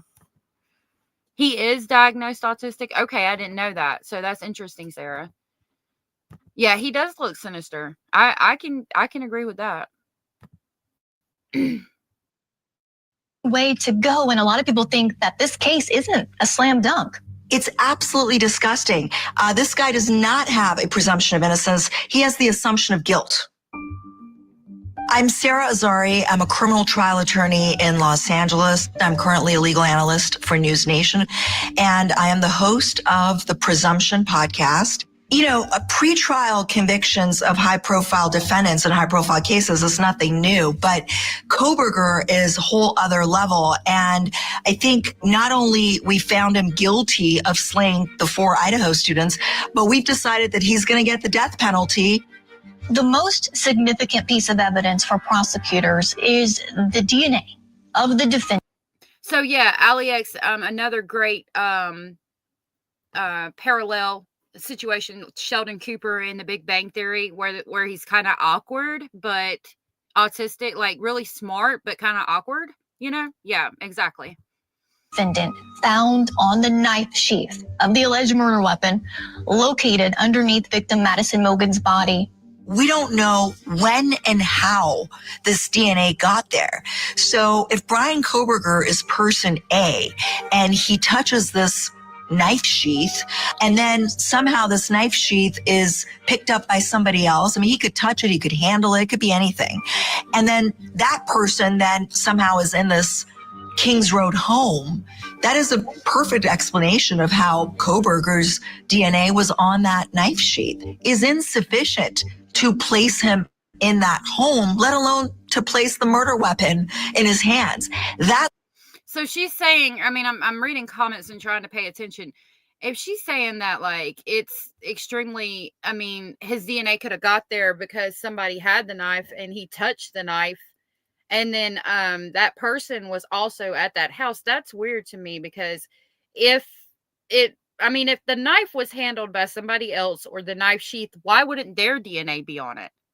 Like, they only pulled his DNA from it, I mean, from what I'm assuming. So if he, like, somebody was showing him the knife, like, hey man, look at this knife I got, and isn't it cool? And then you touch it, yeah, your DNA would be on it, but so would the person that just used it to commit a homicide after we're assuming that you touched it. So I'm not picking up what she's laying down. Princess said, I just don't buy this argument anymore. High-profile crimes will draw attention and speculation. If I was called into a jury, I would still take it 100% serious and abide by the judge's instructions. I would too. Hey, Real 444. The knife is in the river somewhere. Sarah said the touch DNA was inside the brass button of the snap on the sheath. 168 picograms, they say. Absolutely no DNA anywhere else, not on the outside or anywhere. Well, I mean, yeah, that's interesting. Like, you're not going to use that knife and commit this homicide and not leave any DNA on it. Well, I mean, maybe if you use gloves. I don't know. That's very odd. That's why I'm not at all worried about the DNA. I'm Tiffany Roy, and I'm a forensic DNA expert. I work privately in the area of forensic DNA and forensic biology. I've been doing this work for 17 years. DNA can be transferred onto items that people have never contacted and never touched. It can be found in rooms where people have never set foot. He may never have touched that sheath, and his DNA could have been transferred there by some contact with another item or another person. We can't tell how it got there. We can't tell when it got there. Or it could be there because he committed this Right, like you're saying, I mean, you're saying that this is a criminal mastermind to go and commit these homicides, not have any blood on them, not leave any DNA, not leave a blood trail, and like what, transferred somebody else's DNA onto the knife sheath to frame them? I don't know if I'm picking up what you're laying down. Quadruple murder and took the lives of these 4 students. And maybe when he was closing this snap, his thumb touched it before he even showed up at the murder scene. And maybe that knife sheath got loose because those girls were fighting for their lives. Now, you take that evidence in conjunction with all the other evidence, including those phone records. Wow. Investigators believe that Koberger's cell phone was off or in airplane mode around the estimated time of the murders because he turned it off. We've been saying it was off, his phone was off. We don't know if it was off. It could have been off, it could have been in airplane mode, or it could have just simply not picked up signal during that time. What's odd, of course, and what's problematic for the defense is that his phone did pick up signal before the murders and after the murders. Another significant... I mean, yeah, and then you put him outside the residence, driving around aimlessly, something about moon watching and his phone being off during the time of the homicides. I mean, I don't know. It looks pretty bad. Hannah said, in my opinion, if I was to frame someone for a crime, I would make sure their DNA was everywhere. Right. Like, if you're going to leave his DNA somewhere, yeah, you would want it in several places. I mean, but again, it could also be everywhere because you committed the homicide, even though there was no DNA there. Content said, I apologize, even though his DNA was just on the brass button. Content said, if you believe Kohberger is innocent, I have a screen door to sell you for your submarine. That is funny. I'm literally heating up a baguette. There was blood in the house, banister, and cops ignored it. And that's interesting. I would like to see some documents on that. The same thing happens. Your cell goes out of range. No proof to turn it off. So my question to that would be, okay, all of these other times they have him in the area, the 12 to 14 times before, was his phone on and did it have service at those times? Because if it had service at those times, that would prove that it wasn't out of range or, not able to connect to the cell towers. If it was working all those other times he was in that area, then it wasn't working on the night that this homicide is committed. That looks suspicious. You know what I mean? Coincidence, for those who believe in coincidences, I don't, is that there's this white car that's driving around and around at the time of the murders, close to the scene of the murders, caught on video. And guess what? The defendant, the suspect, the accused, what does he drive? A white Elantra. The car is driving around, but then suddenly during the window of the murders, we don't know where this car was. We don't know where it was parked. We just know nothing about the car. Identification of the Hyundai Elantra as like the suspect vehicle, that's a problem. Another part of the case against Brian Kohberger is an eyewitness account. Dylan Mortensen, one of the surviving roommates, she told police that she saw a man around the time of the murders dressed in black, bushy eyebrows, wearing a mask, covering his nose and his mouth, that walked past her down the hallway. Yeah, I want to cover Rex Heuermann. I haven't looked to see when his court dates are, but yeah, I've been following that case. I'm real interested in that one too. Heather said he would have wiped the knife clean, but probably forgot about the sheath. Well, if you're so calculated to do this crime and to not leave any DNA, not leave a blood trail and all of these things, why would you forget the knife sheath? I don't know. I'm kind of on the fence about it. And then we have Dylan, surviving roommate, and she's so afraid that she goes back in her bedroom and locks herself up and then doesn't call 911 for 8 hours later. Okay, that is highly unusual. We look to expected behavior, expected response, reasonable response. That is what makes sense to jurors. Jurors are normal people. So you tell them a story, it better make sense, right? And it doesn't make sense. Credibility always matters with witnesses. And this witness comes across as credible. Is she flawed? Yes. Next, the house on King Road. No one that lives here is here right now. And the type of person capable of committing these murders. Whoever did this, be it Kohberger or someone else, is a sexual domination killer. Plus, Brian Kohberger's defense.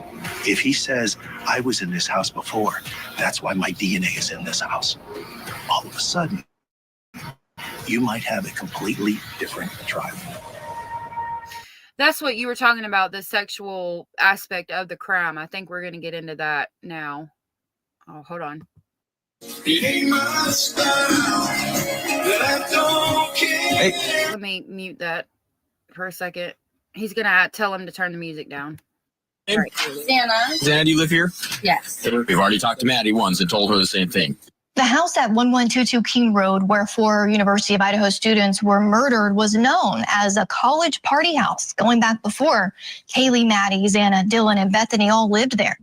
In the fall of 2022, just a few months before the murders, Moscow police responded to a noise complaint at the house on multiple occasions. And if I do have to come back here, Right. $300 some tickets coming your way. Okay. And it only gets more expensive from there. Is that fair? Yeah, that's fair. Absolutely. There was even an instance where there are people at the house, but none of the roommates are even there. Kim Trillia, see, I like I said earlier, I followed this case a little bit in the beginning, but I don't know a whole lot. So we're kind of deep diving it and learning it together. Sarah said, never before in history has law enforcement used as a star witness who was drunk and dreaming and didn't know what was real. Yeah. I mean, she is the only witness, though. Abella said, I'll repeat myself, but in my honest opinion, they never should have tore the house down before trial. Juries need to see that site of the crime sometimes. I agree. And I think a lot of people were upset when they tore it down, especially before trial. If he explained that he was at a party and he was handed that utensil. Yeah. How goes it? Oh, hi. How are you? Who lives here? We're not actually sure. You don't know who lives here? No, I We're don't. just here for a noise complaint. So everyone here is trespassing? Well, no one's here that's trespassing, but no one that lives here is here right now. So where'd they go? They're just not here. I have no clue where they went. No clue. So you guys just throwing a party in their house? They were here at one point. They're not here right now. I just searched all the rooms. They left and went over to some other party, and everyone is about to go over to another party. Okay. Who does live here? What are their names? I am actually not sure. Jeremy Reagan lived near the house on King Road for a few years and saw a lot. See, that's weird. Like everybody, I mean, but again, it's a party house. I could see it, but like for everybody in the whole daggum house to be gone, that's weird. Hello Kitty said, trial venue has been moved 8 hours away from the crime scene, so the house being torn down isn't an issue. The jury wouldn't have been able to go see it anyway. Yeah. I don't think it was a good idea to tear it down. It was a crime scene, for God's sake. Yeah. I get it. Michelle said, so sad to see videos of them while they were still with us. It is. Jeremy rued the day he ever did that interview. Poor guy. Yeah, I saw some info about that. Poor guy. Tell me about the house. What do you know about the house? So when I moved here my first year, that house was not super bad, notorious for like students going in and out partying all the time. My second year, there was a ton of people all the time, in and out constantly. And then my third year, which is the year that all this happened, it was much more similar to the first year I was here. They did have more stuff going on there, but they were definitely nowhere near as loud, as crazy as that second year that I was here. Does the fact that so many people were in and out of this house factor into the case against Brian Koberger?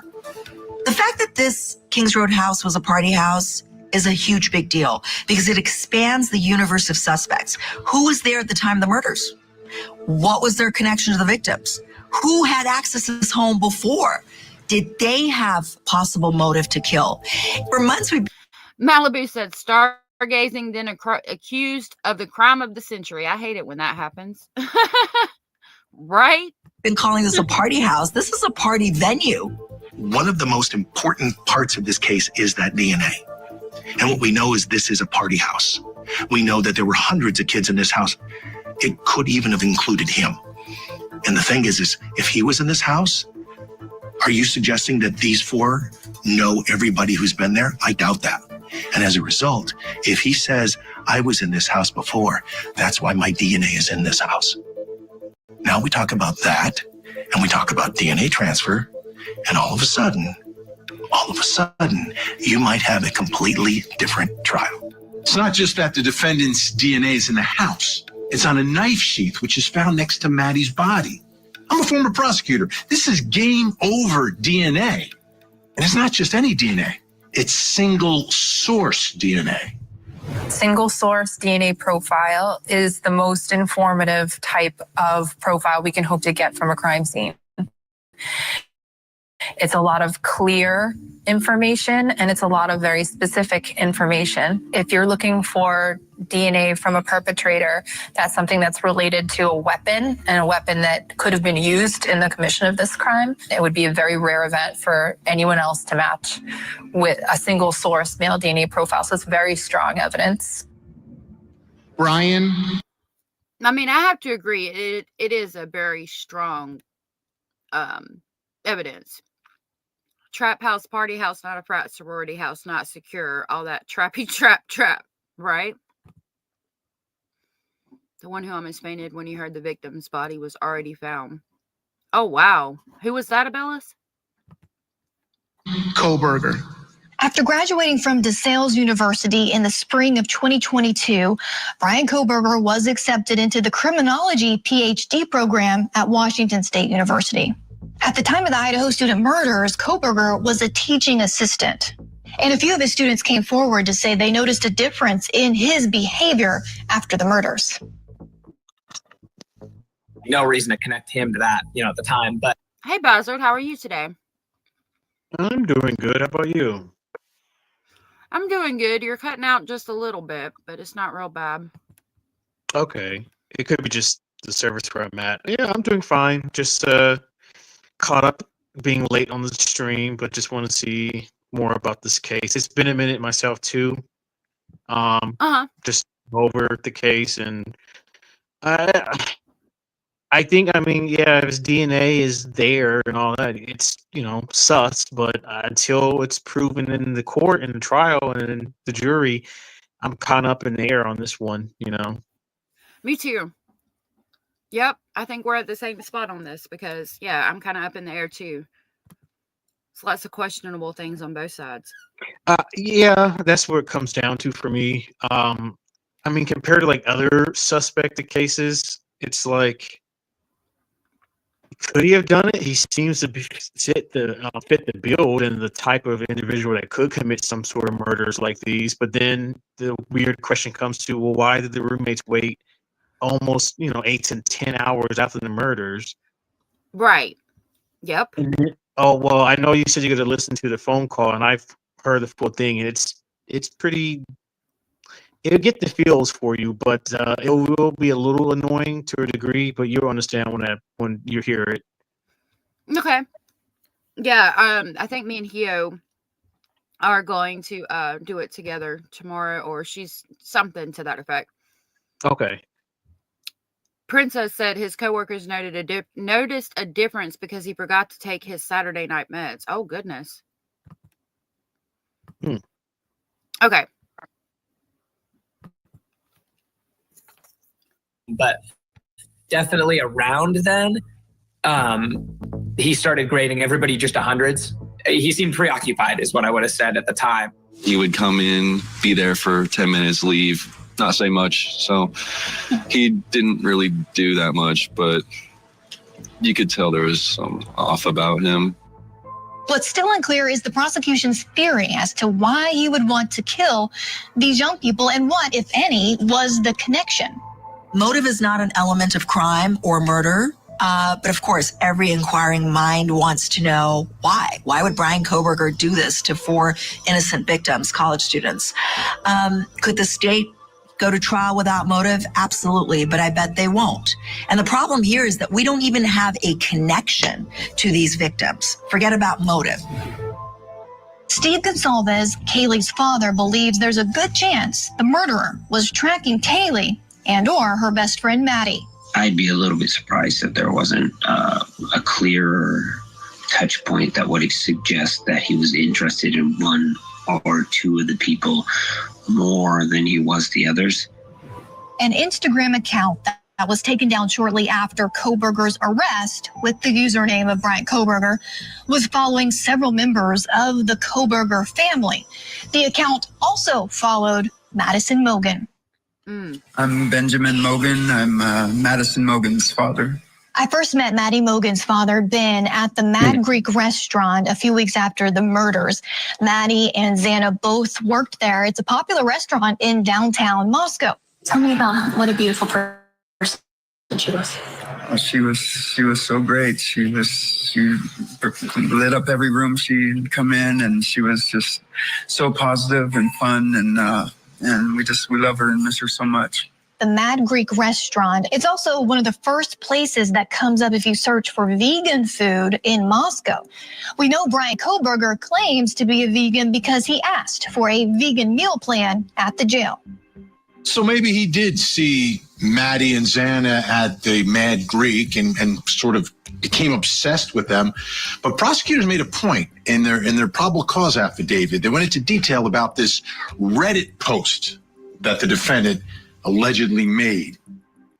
So, I'm going to back that up and read it. I want to know what that said. Okay.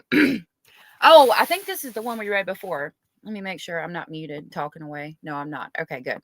So it says research participation needed. Hello, my name is Brian, and I'm inviting you to participate in a research project that seeks to understand how emotions and psychological traits influence decision-making when committing a crime. In particular, the study seeks to understand the story behind your most recent criminal offense with an emphasis on your thoughts and feelings throughout your experience. In the event that your most recent offense was not one that led to conviction, you may still participate. Additional studies are included after the open-ended section as to best understand your unique traits. The study should take about 15 to 20 minutes to fully complete. So I remember when we read over the actual questionnaire, because I had it, it is very interesting, but at the same time, he's like a teacher's assistant for criminal psychology. I mean, that is criminal psychology. It is the psychology behind a criminal or criminal action. I mean, I'm probably not stating the definition verbatim, but that's what I think of when I think about that. So, like, I don't know. It seems par the course for me. When I did take criminal justice courses years ago in college, yeah, I mean, we had, she was probably maybe somewhere around his age at the time too. This is, like I said, years ago. But yeah, we had an assistant for my main professor, and she would do similar sort of things like this in our class for a particular assignment. So, I mean, this would not seem weird, if he did this. Right.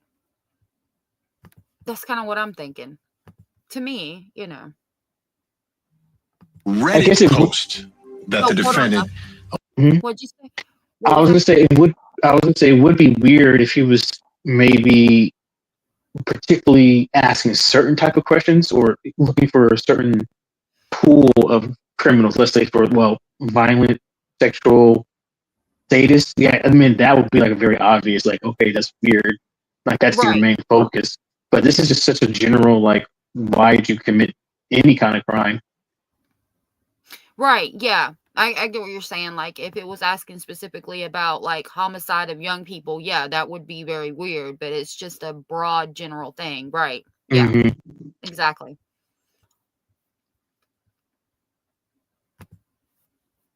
Allegedly made. Calling out to criminals to provide him with the reason why they chose their victims and committed their crimes. Now, I understand he studies this stuff, but this is still a little strange. Sounds like he's looking for the reasons why people do the things that they do. Maybe to answer the question for himself. Maybe to explain for him why he's motivated in the way that he is. Are you trying to figure out who you are, or are you trying to figure out who they are?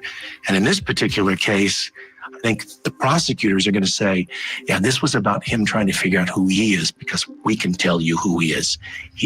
No, I would like to know what else was being studied in the class at the time. It could, but I think that's a reach. I think you're reaching. I mean, at this point, until the trial happens, it would be like, okay, other than the DNA, the eyewitness, that's going to be a very interesting when that happens, because the defense can say, like, well, how exactly he had a bushy eyebrow, was dark and everything else. What else? I guess you say the video evidence of the car, and that's kind of really about it. Other than that, that's all they have to say that he's, allegedly the killer. I mean, a lot of people have been convicted on lesser things than that, but it's going to be interesting what they're going to show. I mean, unless this is going to be it. Right.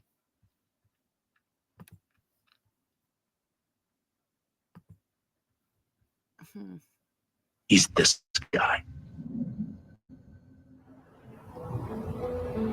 I am Siobhan Scott. I am a psychotherapist from Portland, Oregon. So what are your thoughts about this Reddit post?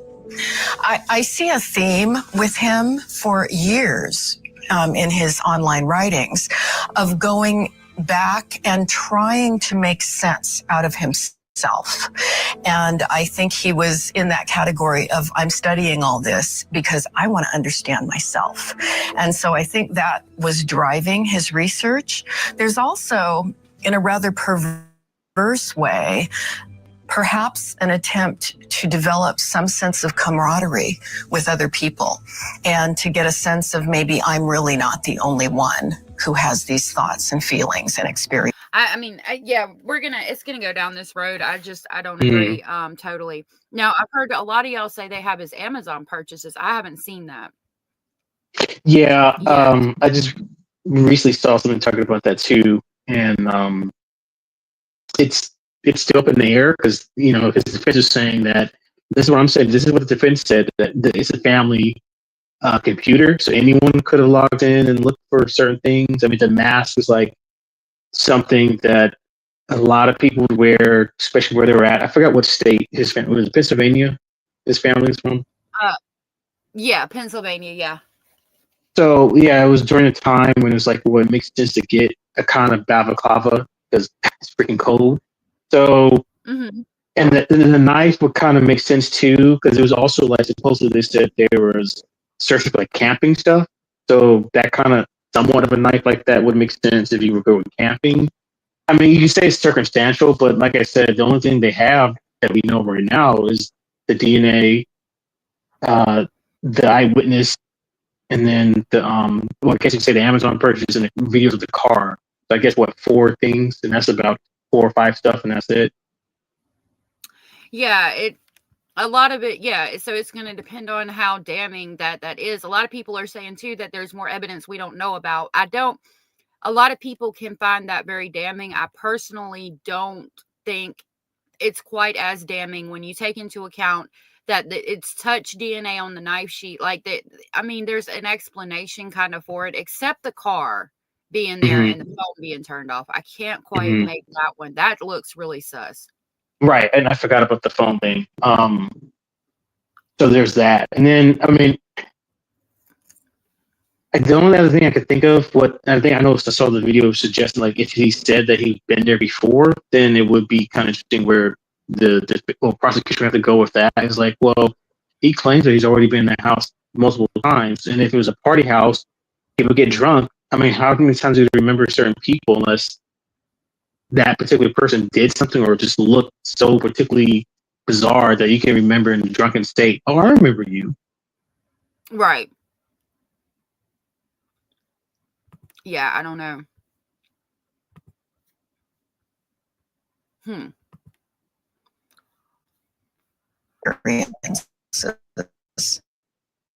What do his studies tell you about Brian Kohberger? It's not that unusual for sadistic killers to study criminology. We think of the BTK killer in Kansas, the Golden State killer in California. Both had criminology degrees, and the California killer did go on to become a law enforcement officers, and there have been quite a few others. So I think there are 3 reasons people study criminology. The first is because they're altruistic and they really want to make the world a safer place. So they have good motivations. The second reason is because they're absolutely fascinated by the criminal mind. Did you ask me to pause? No, I was just thinking when she said that, I was like, yeah, I would say there are people that are altruistic that do want to stop crime, but I think a good portion, well, in my personal opinion, I think a lot of people are just interested in it and they want to understand why people do certain things and then they investigate it. I kind of feel like that's kind of like the main ballpark. But yeah, then again, there are people that are truly just want to just become investigator to stop crimes all the time. Right. Yeah, I wanted to understand the psychology behind it, like why people do what they do. And I think, yeah, like you said, there's a lot of people who do. The percentage of people who have criminology degrees and commit crimes like this is very small, if I had to guess. Yeah, probably maybe one out of thousands, you know, like, in my personal opinion. Yep.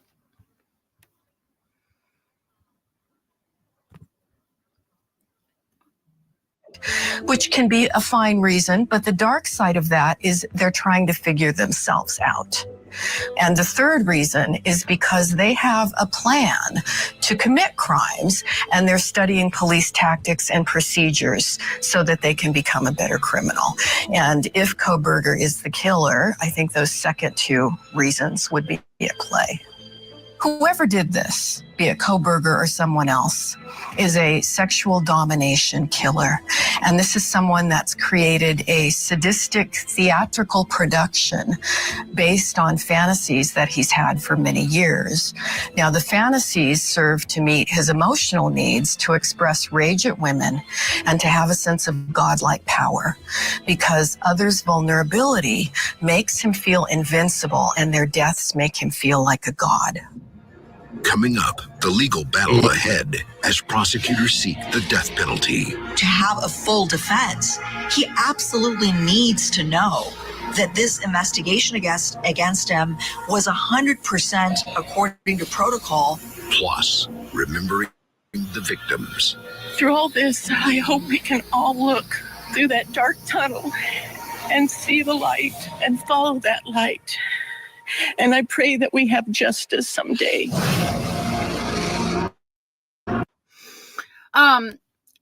So yeah, after that, I'll probably end it since we've been going for 2 hours. I've had a lot of people asking for you to fix your stuff. It's like, I don't know, it sounds like you're underwater. It didn't get any better when you were talking, so I don't know if you can move closer to your Wi-Fi or what's going on. I mean, I can go downstairs. That's where it's at, and see what happens. Yeah, it's clicky, and then so so it's very clicky, and so a lot of people don't like it, and so that's why I was seeing if you can fix it. If not, then I don't know what to do. Okay, I mean, I had it originally on speaker, but I mean, I can try it without the speaker and just see what happens. I think it's better right now, actually. So Okay, because I'm going downstairs where my router and everything's at. okay.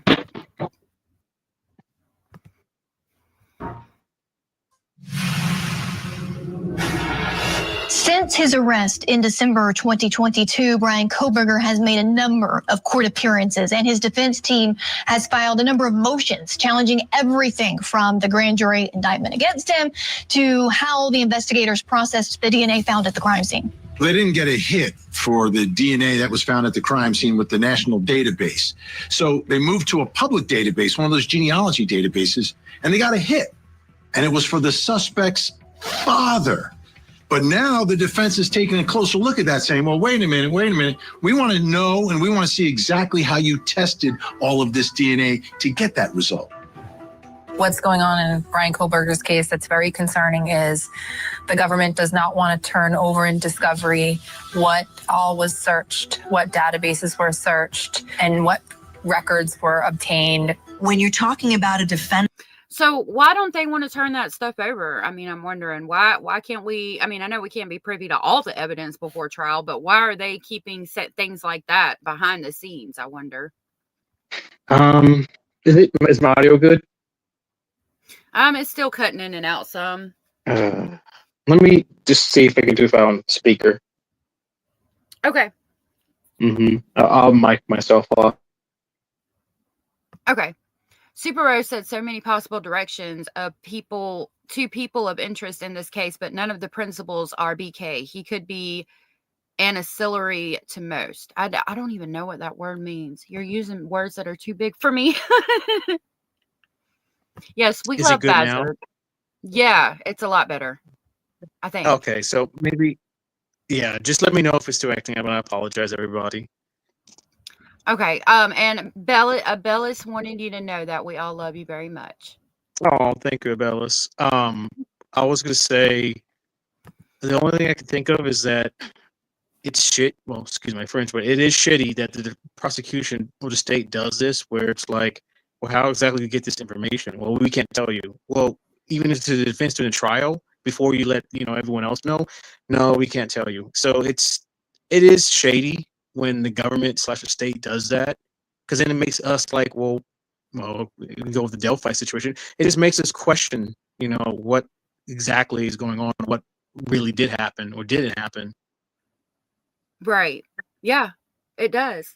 And I don't know, like again, like in the Madeline Soto case, just for reference, I mean, of course, there's things about the crime that we don't know, but I mean, the way that you're getting the DNA and the way you're tying the person to this crime, we should have a generalized idea more so than using ancestral DNA, or Yeah, I think a lot of people are still with the way they got like the Golden State Killer, which was still some of like a brand new thing. But there was like another serial killer.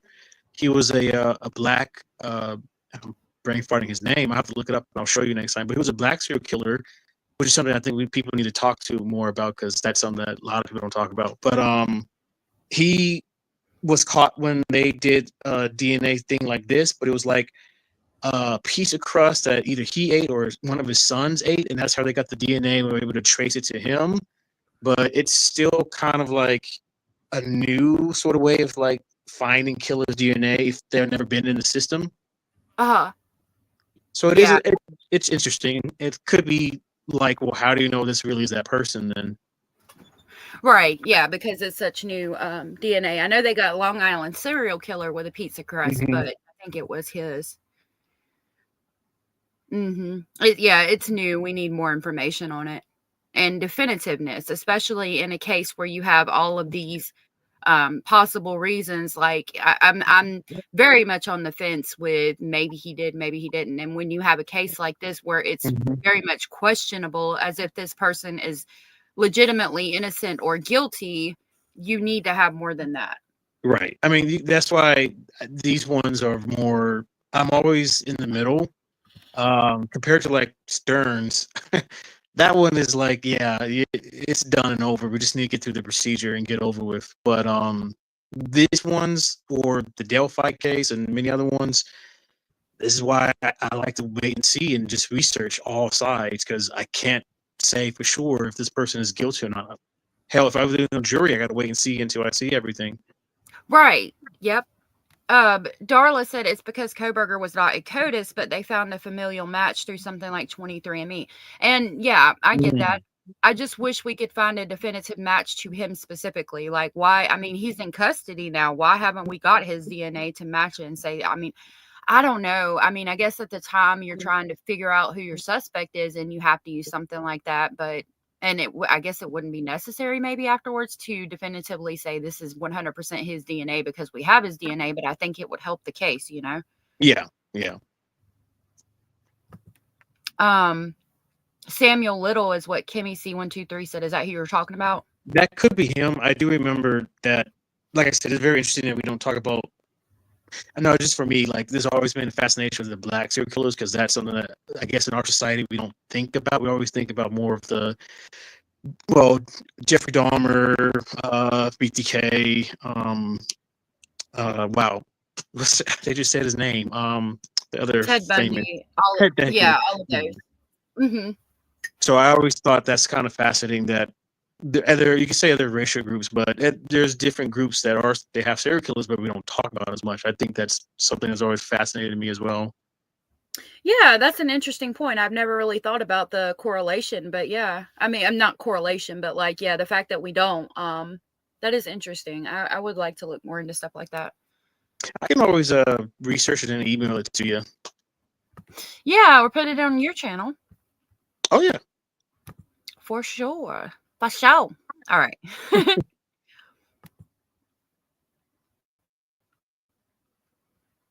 Defendant's right to a fair trial and his due process and his Sixth Amendment to have a full defense.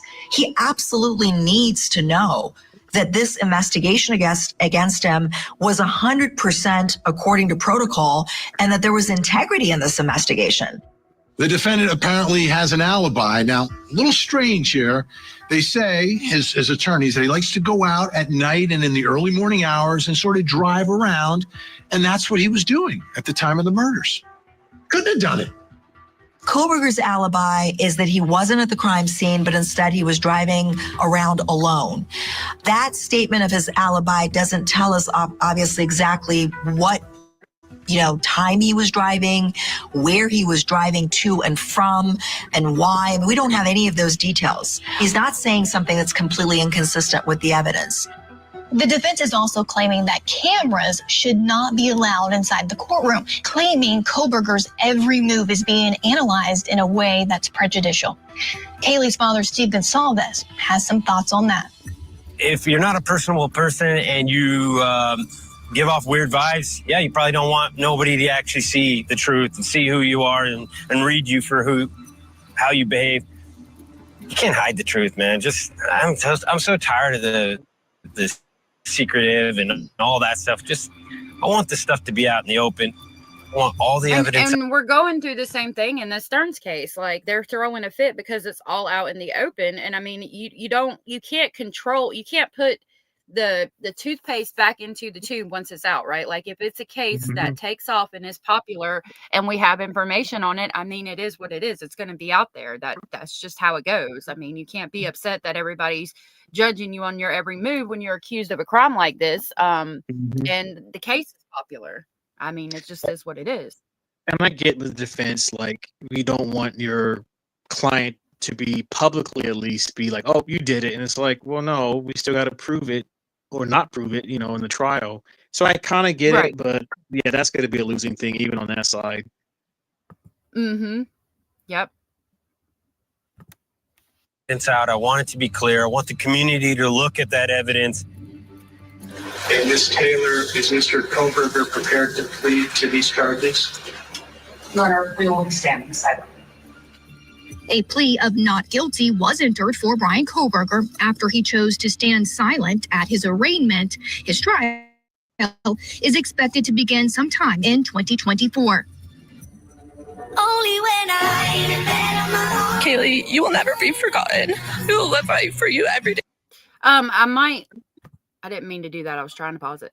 If this part is missing from the replay, I do apologize. They are playing music that I might have to take out if it copyrights me. So if this part's missing from the replay, I do apologize. Sorry about that. But I think it's important for us to look at to remember the victims. Absolutely. So I will link this in the description box in case I do have to cut it out, just for people of the future.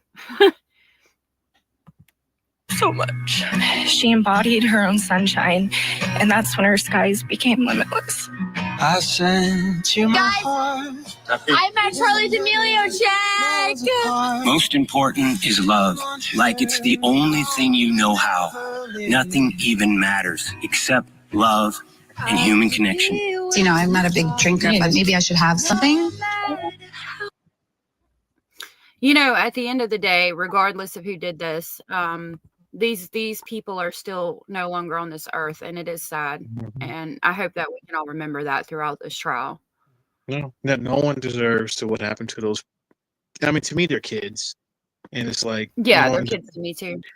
No one deserves to go through a horrible thing like that. And I mean, we'll see in the trial if he's convicted, and he's convicted, and he's the killer, and then you got to go through that process. But I'm the same thing. I just want to make sure we got the right person in the end. Right. Just like with Delphi, and I mean, even the Stearns case is pretty damning, the evidence they have. But I mean, in any trial, we want to make sure we have the right person, because without the right person, the victims don't get justice. You're not a big drinker? I was lucky enough to be able to explore life with Maddie. Maddie was the best at spreading love. Distance makes the heart know who you love. Xana was the funniest person I knew and made me laugh every time I spent time with her. Honestly, it's just takes that. Santa, you will not be forgotten. You have impacted so many lives and have given people so much love. Oh, sweet love of mine. Ethan was always someone you could count on to make you smile and cheer up your mood. And I feel so lucky to have shared so many great memories with him. Minions, tonight we steal the meal. Yes! Sweet love of mine. That was cute, the little minion Yeah, thing. that's messed up. Man, it's so sad. It is. Through all this, I hope we can all look through that dark tunnel and see the light and follow that light. And I pray that we have justice someday. Okay. Hannah said stargazing on a cloudy night with visual snow makes sense. Yeah, so that's some of the stuff I want to keep diving into with you guys, like a little bit more into understanding why people think he's innocent and why people think he's guilty. I want to talk tomorrow about the 911 call and the text messages and things like that. So I'm going to work on getting that stuff together tonight so we can kind of spend tomorrow talking about the new stuff that's been dropped, some of it. Definitely. But yeah, when you and Hio go over the phone call, it's from what I remember, it's pretty long, or maybe it's just the ones that I've listened to that were edited. But it's like how to describe it? It's like people who ever watch those like I'm brain farting right now. There's videos I remember when I was in college that a lot of times we'll watch like live leaks. So it's kind of like a live leak. If you ever heard of what live leaks are. Yeah, I don't know what that is.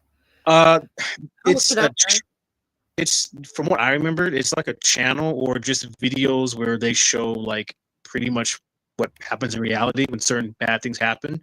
And yeah, I remember just growing up in college, like we would watch these kind of videos, and it's almost like that where you're just listening to the audio, and it's just like oh my god, this is actually a real life thing that's going on, and it's that kind of experience when you hear the phone call. But then there is a couple annoying parts, but I think you'll get what I mean annoying parts like later on in the 911 call. But it's still, you get goosebumps. I still get goosebumps listening to it Oh wow. because you can definitely hear the fear. It's there. But see, and I mean, the thought that comes to mind now with that is like, I mean, but why is there fear like so many hours later? I guess, emotion and shock about seeing your friend, finding your friends that way would make sense. So I guess that's what it is. Interesting. I'm not going to listen to it. I'm going to save my reaction and listen to it with you guys tomorrow. Oh yeah. Yeah, definitely do that. Definitely. But I appreciate for this being on the panel for a quick sec, and sorry everyone with my audio. You're good. I'm wondering like if it's your phone or if you should like get some different earbuds or what, because I appreciate you being up here on panel. I just people will start complaining and leaving and stuff. So Yeah. we gotta, I don't know, maybe we can figure out why it does that and try to work on that, because I do enjoy it. I'm gonna try to at least get on my laptop. I just don't use my laptop that much these days, but I'm usually on my phone. But I do need to get a new one anyway. So I'll try next time when I'm at home that I can get on like on the laptop and go from there. Yeah, absolutely. That would be great. Awesome. Well, I hope you enjoy the rest of your afternoon and have a good time with the family, and give our little bunny a little head rub. Yeah, he's over here beside me right now, just listening and chilling in the sunlight. That's my man. That's my man right there. But I hope that you and everyone just have a great day, okay? All right, you too, love. Thank And I'll hope to you. see you tomorrow. All right. Take care. You too. Bye. Bye. Yeah, if there's nothing to hide, what's the concern? Said Cracker Jacks. Right. Embellish, you're so sweet. Yes, Basil is here. He's He's so funny because he's so chunky. Like when he rolls over on his side, he just like plops down and just rolls like a, I don't know, like a roll of paper towels. It's so cute. But he's sitting on his, like, I don't know how to explain it. He looks almost like the Sphinx in Egypt. Like that's how he's sitting right now with his eyes closed, just relaxing. He's such a funny one, that Basil. Yes, thank you, Bazard. Thank you very much for coming up. And thank you guys all for being here and hanging out today and helping me learn this case better. Basil is Congus. Ama. Heather said, gotta go and get the Charlie Golden Retriever and wore the Husky X for a wade around the oval with my whipper cut. We've had about 60 millimeters of rain in the last few days. That's 2 inches. Oh, wow. Okay. Yes, Bazard is such a sweetheart. He really is. If you should, well, so I'm going to go. I want you all to know I really appreciate you being here. Thank you so very much. And I hope that you all have a wonderful day. Please know that you are important, you are special, and you are loved. And Mac Daddy says bye. I was trying to get to my clip and clicked the wrong one. I will see y'all tomorrow, and we'll listen to the 911 call and go through the new evidence in this case. Until then, I hope you guys have a good night and enjoy your family. Bye.